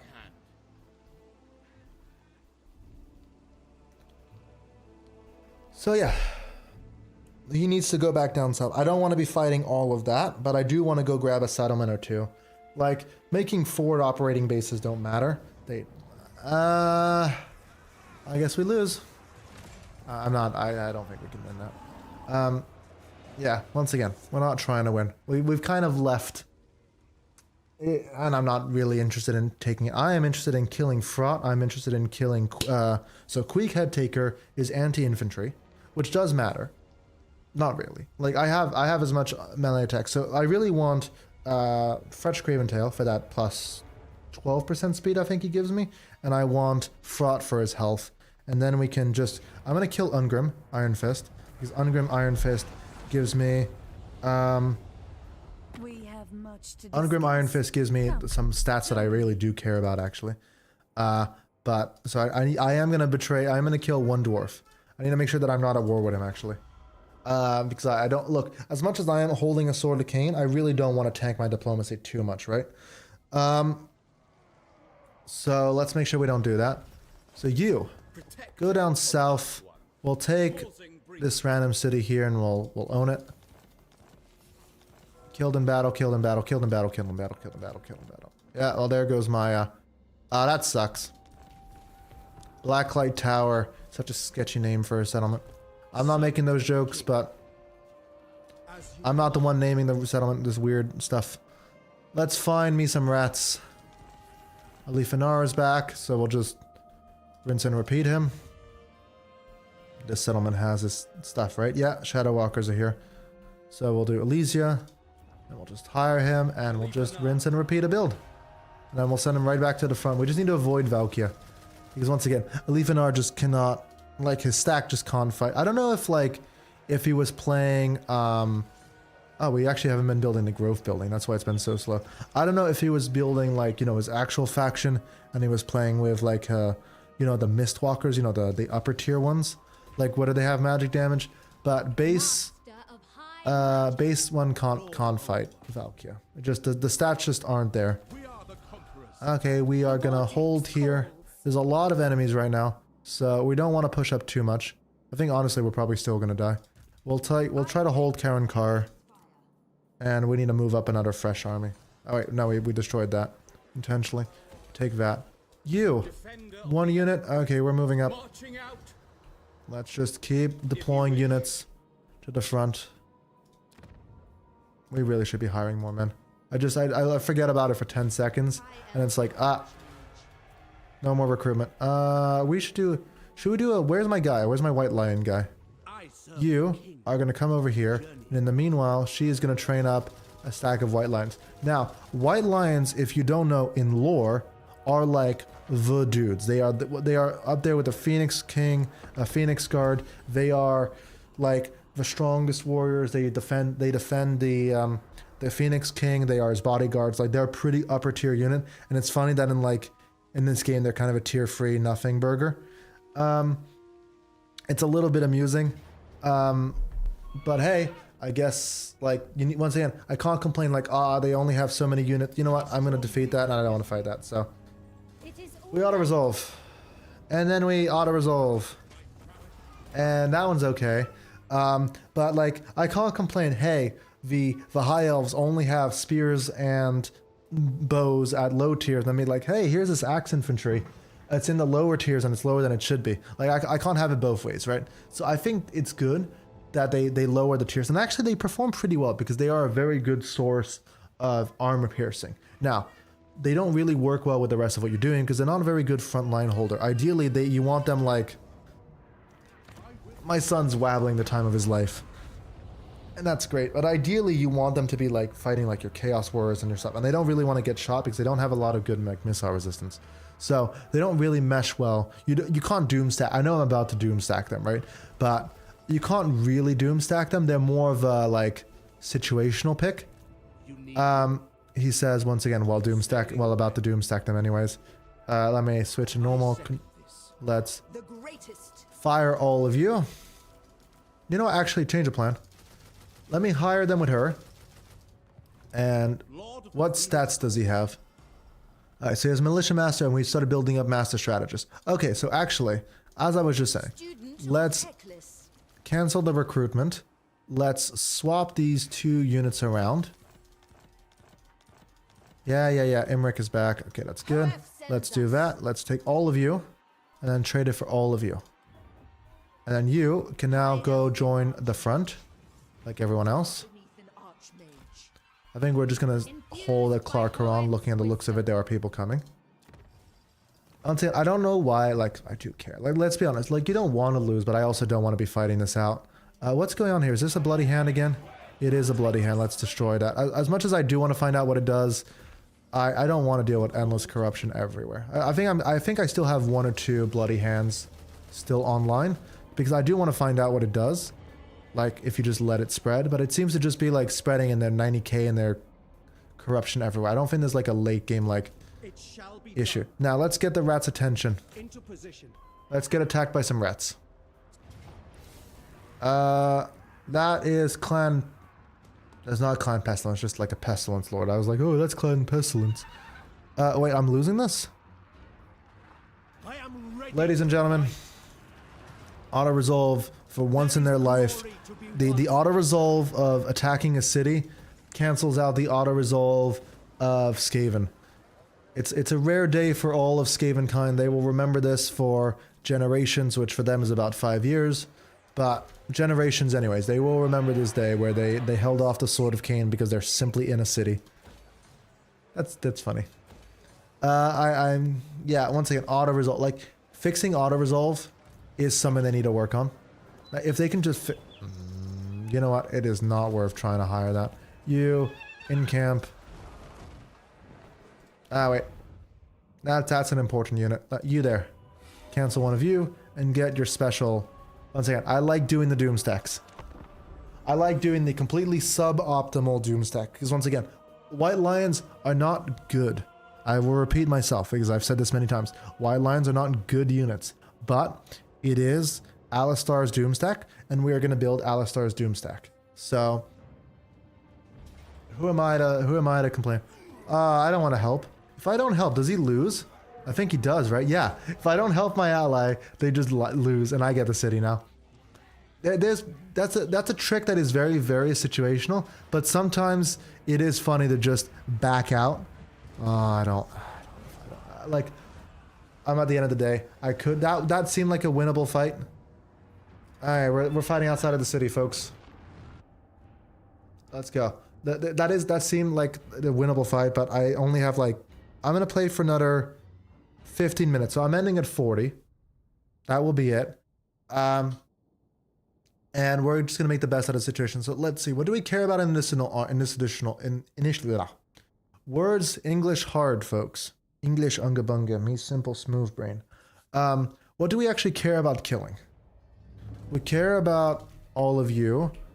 Reality is they're gonna get jumped pretty much no matter what I do. I don't think they particularly care about getting jumped. So what we're going to do is we're going to do it like this. And then we're going to do it like that. And we're just going to build a bit of an infantry square. By square, I mean circle. Ta-da, ta-da. Am I overthinking this? Yeah. Reality is they're going to get jumped. And let's just do it like this. You know what? Screw it. Tyrion's what matters. Let's go. Oh, wow. Alright, there's quite a lot of them. Let's go for the wheel. of Ulthuan. No, they do have an artillery piece, don't they? I can oh, Deathglow. Those are the bombardiers, right? Yeah, okay, so those are just the grenade ones. We actually want to let them live, but we do need to shut down their artillery piece. Going forth. With me. Push through, push through, push through, push through, push through, push through. Yeah, okay, we made it in. Now, the plague monks have magic damage, so we need to be careful about those. No, they're ignoring me, I'll ignore them. Okay, we're gonna move further back. Let's just adjust position as far back as we can. Let's take out the artillery. That's important. And I can shut down the other artillery by just doing this. Ladies and gentlemen, Sword of Cain is the solution to many problems. Such as shutting down artillery in this case. There we go, they did their thing. I don't think they can hurt me that badly. I think the main issue is that they're more delaying me. I think if I fire into them, that's gonna hurt worse. So let's not just turn all my units around and kill them. Okay, the wheel just died. I just saw the wheel. Yeah, nothing can fight me, especially not on Skaven. Once again, we need to be careful about what we're shooting at, because we don't want to waste too much. Oh, they have Jezels. We need to go and kill those Jezels. Can we push out of the ranks yet? I think we can. Push through, push through, push through, push through. Let's go kill some Jezels. With my ridiculous speed. We zooming, folks. Oh yeah, you know what? He can hold off. That, you know, I'd rather lose one sister than lose all of the sisters. Well, let's kill the Jezels. Boosting my melee stats for no particular reason. And there we go, we've killed that one. Yeah, we're still gonna get swarmed to death, but we're doing our best. Let's kill the plague monk. This is annoying. See this right here. Like, we are attacking him, but it doesn't connect. Like, that is something that the game should fix. Like, if they can fix that, it would be such a, like you don't think about it that often until you do, like right now. Like right now I am trying to kill this guy, and I physically can't. Okay, let's go change targets then. Like, that would be such an underrated quality of life. And yeah, I am going to lose all of them, but like realistically, there's not much I can do. We're not here to... At this point, he can solo the army. Let's kill something else instead. Please tell me I can kill this one. See, if you knock a unit over, you can't hurt it afterwards. Any knockdown unit just survives. Let's turn around. Let's fight a little bit. Yeah, we're gonna die. It's okay. It's the price I'm willing to pay, ladies and gentlemen. Let's slaughter everything here. Let's kill this rat. We miss. See that? There we go. We got him. There we go. One rat is dead. We killed them. We killed the artillery piece. Okay, everybody broke except... So there we go. We're now doom stacking properly. Where is Fraught? I need to kill Fraught. I wish you could get a benefit. You know, you used to be able to get Unbreakable if you killed Gotrek and Felix, but that's because Gotrek and Felix used to be lords. If you don't know, before they became, you know, the legendary hero, which, don't get me wrong, is a massive upgrade compared to how they used to be. Because Gotrek and Felix used to only, like, they would be lords. They were actually quite strong though, but you could only get them for a few turns, and then they would run off, and then you'd have to, like, hire a new lord for that army and blah blah blah. But now, obviously, they're a legendary hero and their benefits are huge. I kind of wish I didn't shut down the plague claws, if simply so that I could have them fire into their own men's. Because yeah, we've won. Now I need to find the Nemesis crown so we don't end up doing this over and over again. Because yeah, Skaven can't hurt me. Doesn't matter how many Skaven there are, they won't hurt me. I'll just get the Sword of Cain bonus one more time, and I think we broke him. Let's go. We buff our melee stats. We physically are barely losing health. And rat ogres, like those three over there, are just vibing. I think they are buffing some. Yeah, they're doing some sort of buff. All right, there we go. We win. Not quite yet. So yeah, we need to find the Nemesis crown so we avoid doing this over and over and over again. You want to fight me? I don't mind. I don't mind fighting anyone in here. They have plague monks. Those have magic damage. So yeah, there's a few things that can kind of scratch me in this melee blob. Plague monks are... That's the one Skaven unit that I forget about. Like, obviously the Plague Claw catapults are incredible, right? But Plague Monks are not really a Skaven unit you tend to think about. I think they do perform decently, right? They are a tier 5, the high-end ones. They are a really powerful unit in terms of like stats. You just don't tend to use them that much because like it's more exciting to just use Jezzails, right? Let's kill off this guy. See, this is the problem. It's like I should have killed him 3 times over. There we go. Kill off the lords. Surprising that they haven't broken yet. They don't have unbreakable, do they? No, he is very much breaking. It's like maybe there's like a special like, ah yes, keep throwing. See, this is the nice part. Is when the Skaven kill each other for you. Let me finish off this one guy. I said kill him. Yeah, they just broke him for me. That is not going to do anything. Wow, it's surprising that like what's left of them is holding so well. Ah, there's an assassin lord. That's why. Let's go. Let's sword cane them. Ladies and gentlemen, we have defeated all of Ratkind. One of many rat fights we're going to fight. I don't want to do that too much, but we do need to get the 10% health. The 10% health is crucial. I am willing to sacrifice literally all of these sisters to the cause. Now, I don't need them anymore. As I said, I think we are definitely at the point, especially now that we're on the 2nd tier of Sword of Cain there, like we actually have the bust. I know it wasn't going so well with Khorne, but hey, that's Khorne. If anybody's going to beat me in melee, you know, while I'm holding the God of War's sword, it's probably the other God of War. Blood God. So that's understandable. But Skaven are not Khorne, you know, not Khorne, and are definitely... Oh, wow. They definitely threw some poison bombs in and killed a lot of Sisters of Avalorn. At some point, I should have probably paid attention to that. That's the issue. Is like when you're focusing down the Doom stack, you also kind of don't pilot your army real good. I'm also rushing. So you combine all those things, and we're just taking horrific elven losses. But, yeah. Where is Fraught? I basically just need to get Fraught's attention at this point. Like, he's here somewhere, right? Hopefully. I need to check which Skaven factions I have vision on, because I don't, obviously... I have vision on most of the map. I really hope they keep that trait. If they get rid of the elven ability to just, like, see everyone near the oceans, that's going to be so underwhelming for them. I really hope they keep that, because I know they're changing up the skill tree, but I hope it's an easily gainable one.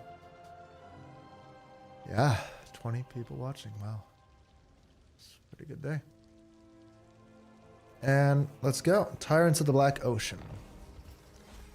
Now, that was a little bit of a funny moment, and let's just take the city. Ladies and gentlemen, we own this random settlement. It is ours. It actually does give me,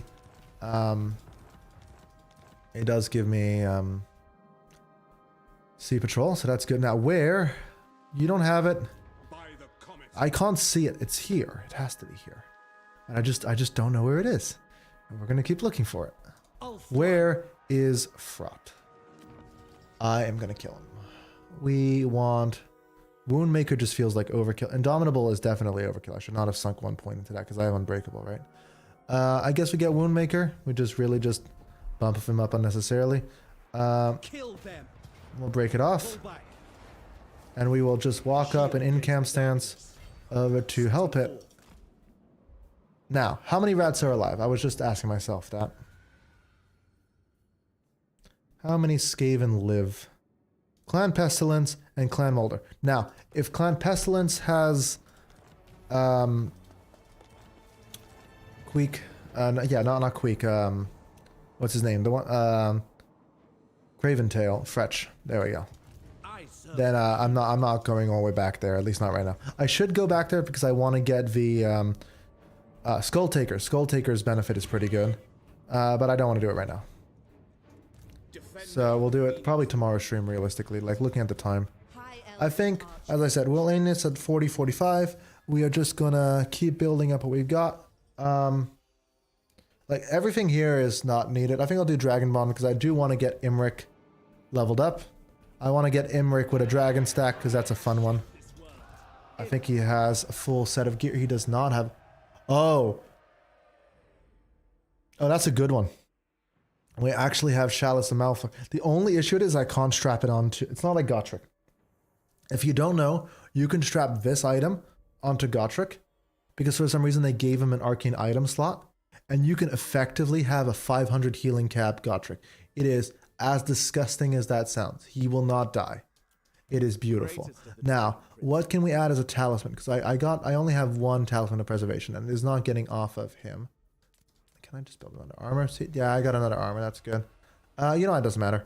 Let's just build up his stats, and he'll get dragons when I get dragons. And let's not overthink it, because I'm barely gonna. I'll use it once, just because it's funny to just unleash dragons on someone, and then I probably won't be doing it too much. So, Master Strategist. No, not Master Strategist. 2 seconds. We want to do Vanguard Master, then Master Strategist to give you all of his various dragon benefits. And then we do that one. And then we do this unique line. Always do the unique line. Pretty much on any legendary lord you get, even if you don't think you'll really particularly use any of them, most of them will have some benefits somewhere. Like, none of these are... He doesn't really help his faction. He's kind of a bit selfish like that, right? But a lot of them will have some faction benefits. So it's usually just good to build the unique line anyways. Now, I am going to recruit dragons from somewhere. Even if it ends up costing me a ridiculous amount of money. I can afford it. I can afford a dragon stack. Have you seen my money, folks? We are at 100,000. And we are at 100,000 gold, and we still cannot confederate the faction with a gate. Elven Confederation, I'm so glad they're fixing that. Because yeah, that is like such a quality of life. It's not an obvious one. Because like out of all the issues they have, it's really not a huge one. But when it matters that you just cannot confederate anyone ever. We have several ports, so we will build that though. Yeah, let's build that up. So, let's go find Fraught. We'll finish the day by killing Fraught very quickly. And we'll leave it here for everyone watching. I genuinely appreciate 22 people. Feel free to like and subscribe. We will be doing the DLC live when it comes out pretty much. We'll be playing that for a long time. So if you don't want to miss me playing Acelin, which I'm going to presume you kind of enjoy High Elves if you've watched it this far. If you want me to see play Acelin, Teclis, and Tyrion, and then you want to see me play Dakala, and you want to see me play Sail the Faithless, please, once again, subscribe. That would do me a lot of favor. Watch my videos. I've got guides on a lot of people so far. Obviously, I'm holding off on doing guides on High Elves until the update. But yeah. I appreciate to all 22 of you who are watching right now and who've been climbing steadily throughout the stream. Genuinely, I appreciate it. It means the world.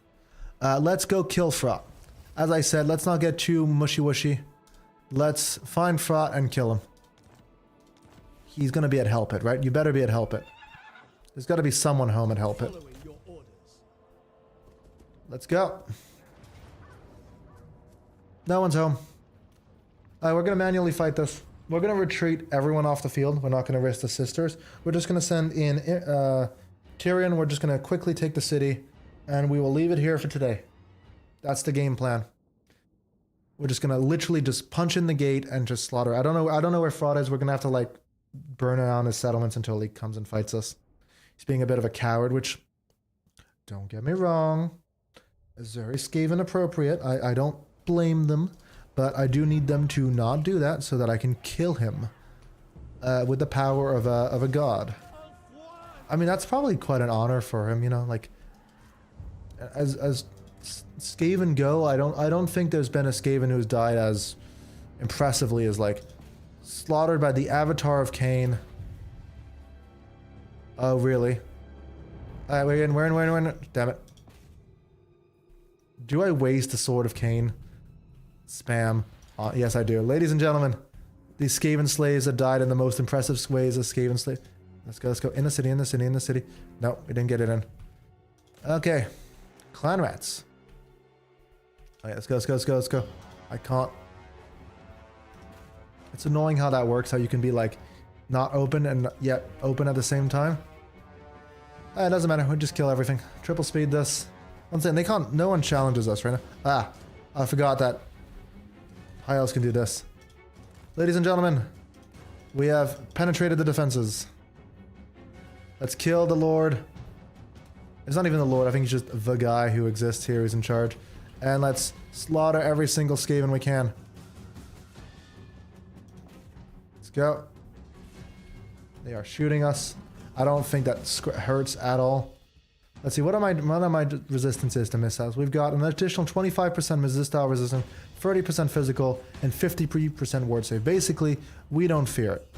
We'll just kill what we can here very quickly, and we'll end the session. Nice and quick. You know what? I'll just blow up another. Can I just blow that up just to be petty? Yeah, I can. Ladies and gentlemen, we swarm. That was a good one. We have killed 268 Skaven so far. That's rookie numbers, you know? Where's that lord I just saw? I just saw a hero. Oh, I also see that thing. He dies. There we go. That's one problem dealt with. Let's go and take... You know, let's go take the points. They can come to me. Actually, no, I guess we fight. There we go. I get him. Where is Fraught? Like, I'm just taking his home. And he's just like, okay. I don't blame him for not wanting to fight me, but I'm going to need him to fight me. Thank you very much. We need to kill a lot of these. There we go. That was very efficient. You know what's funny is, we've killed 500 people and we're at only 5k gold value. It's not that much, but obviously Skaven being Skaven, right? But to be fair, there's a few like high importance units we kill. Can I push through Skaven? I feel like I can, but I also feel like it's not worth it. Let's just quickly steamroll the Skaven.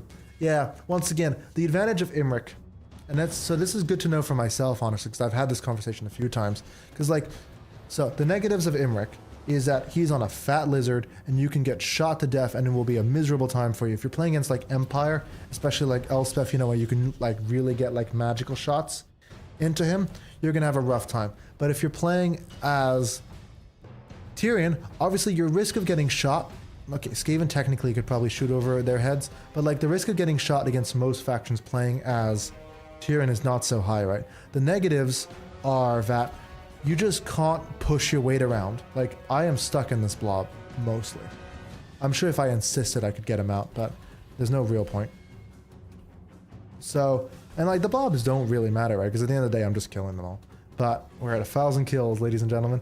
But at the same time, like, it is nice to just, there we go, let's kill him. Surprise! I am impressed that Clan Rats are holding. The unfairness of very hard modifiers to morale, when like, if I was playing that, my units would have broken a million years ago. That is such bullshit though. Okay, let's go. Let's... Last cast. Let's slaughter everything. Where is that lord? You know what? I need to speed up because I only have a few more minutes left. Let me just push through. Push through, push through, push through, push through. Push through. Push through. Let's go. Let's conquer the... Let's go get the point. Zoom, zoom. It's surprising that he doesn't have the speed boost ability, you know, that a lot of characters have. You know, you just like press and you get like plus 25% speed. That's a surprising one that he doesn't have. Okay. So, let's just conquer the point real quick. They physically can't stop me, but it will motivate them to come kill me. The issue is I don't think I can get the second point in time before they relock the first point. But I'll try it. Let's go. Up we go. Let's go, let's go, let's go, let's go, let's go. Capture the second point. Let's get this done nice and quick. I've got 4 minutes. They're locking down the original point. I don't think we're gonna make it. Let's go back. I just need to kill these guys quick. There's a lot of them here. Perfect. Let's just slaughter what we can. Yeah, they relocked the point down. That's annoying. In a few seconds, we'll get our Sword of Cain. We'll do this quick. I'm actually on a little bit of a time limit here. We need to be done in 3 minutes. But there are so many of them, and we, as we've discovered, blob killing potential is rather limited on a cooldown. So, there we go. Now the blob dies. He doesn't have a lot of, like, weight and not auto-result, but, like, balance of power. He doesn't weigh that heavily, right? Because he should. Because, like, literally, they can't kill me. Like, my stats are literally godly, in the most literal sense of the word. But, yeah, we just can't kill him. Alright, we kill that. go. Let's kill him. Let's kill them. Quick, quick, quick, quick, quick. Let's go, let's go, let's go, let's go, let's go. Broken those rats. We break the next thing. I said break the dogs, please. And then we're just going to unleash the Sword of Cain bonus on someone. Okay, this is a good target. Last ones, Marauder Spearman. I mean, it makes sense why they're like the last surviving ones, but like, come on. Okay, ladies and gentlemen, I think we're just going to end it here. Thank you for watching. Thank you for being here. Once again, please like and subscribe. Watch my guides. I'm making a bunch of guides, and I'm going to be releasing a full guide on like how to play Karl Franz in detail. I appreciate it. It means the world to me. We're just kind of closing this out. And let me just slaughter that. We have killed 1,500 people, and we have not taken like barely a scratch. I love the Sword of Cain. Thank you, as I said, for watching. Genuinely. Let me stop. Okay, hi.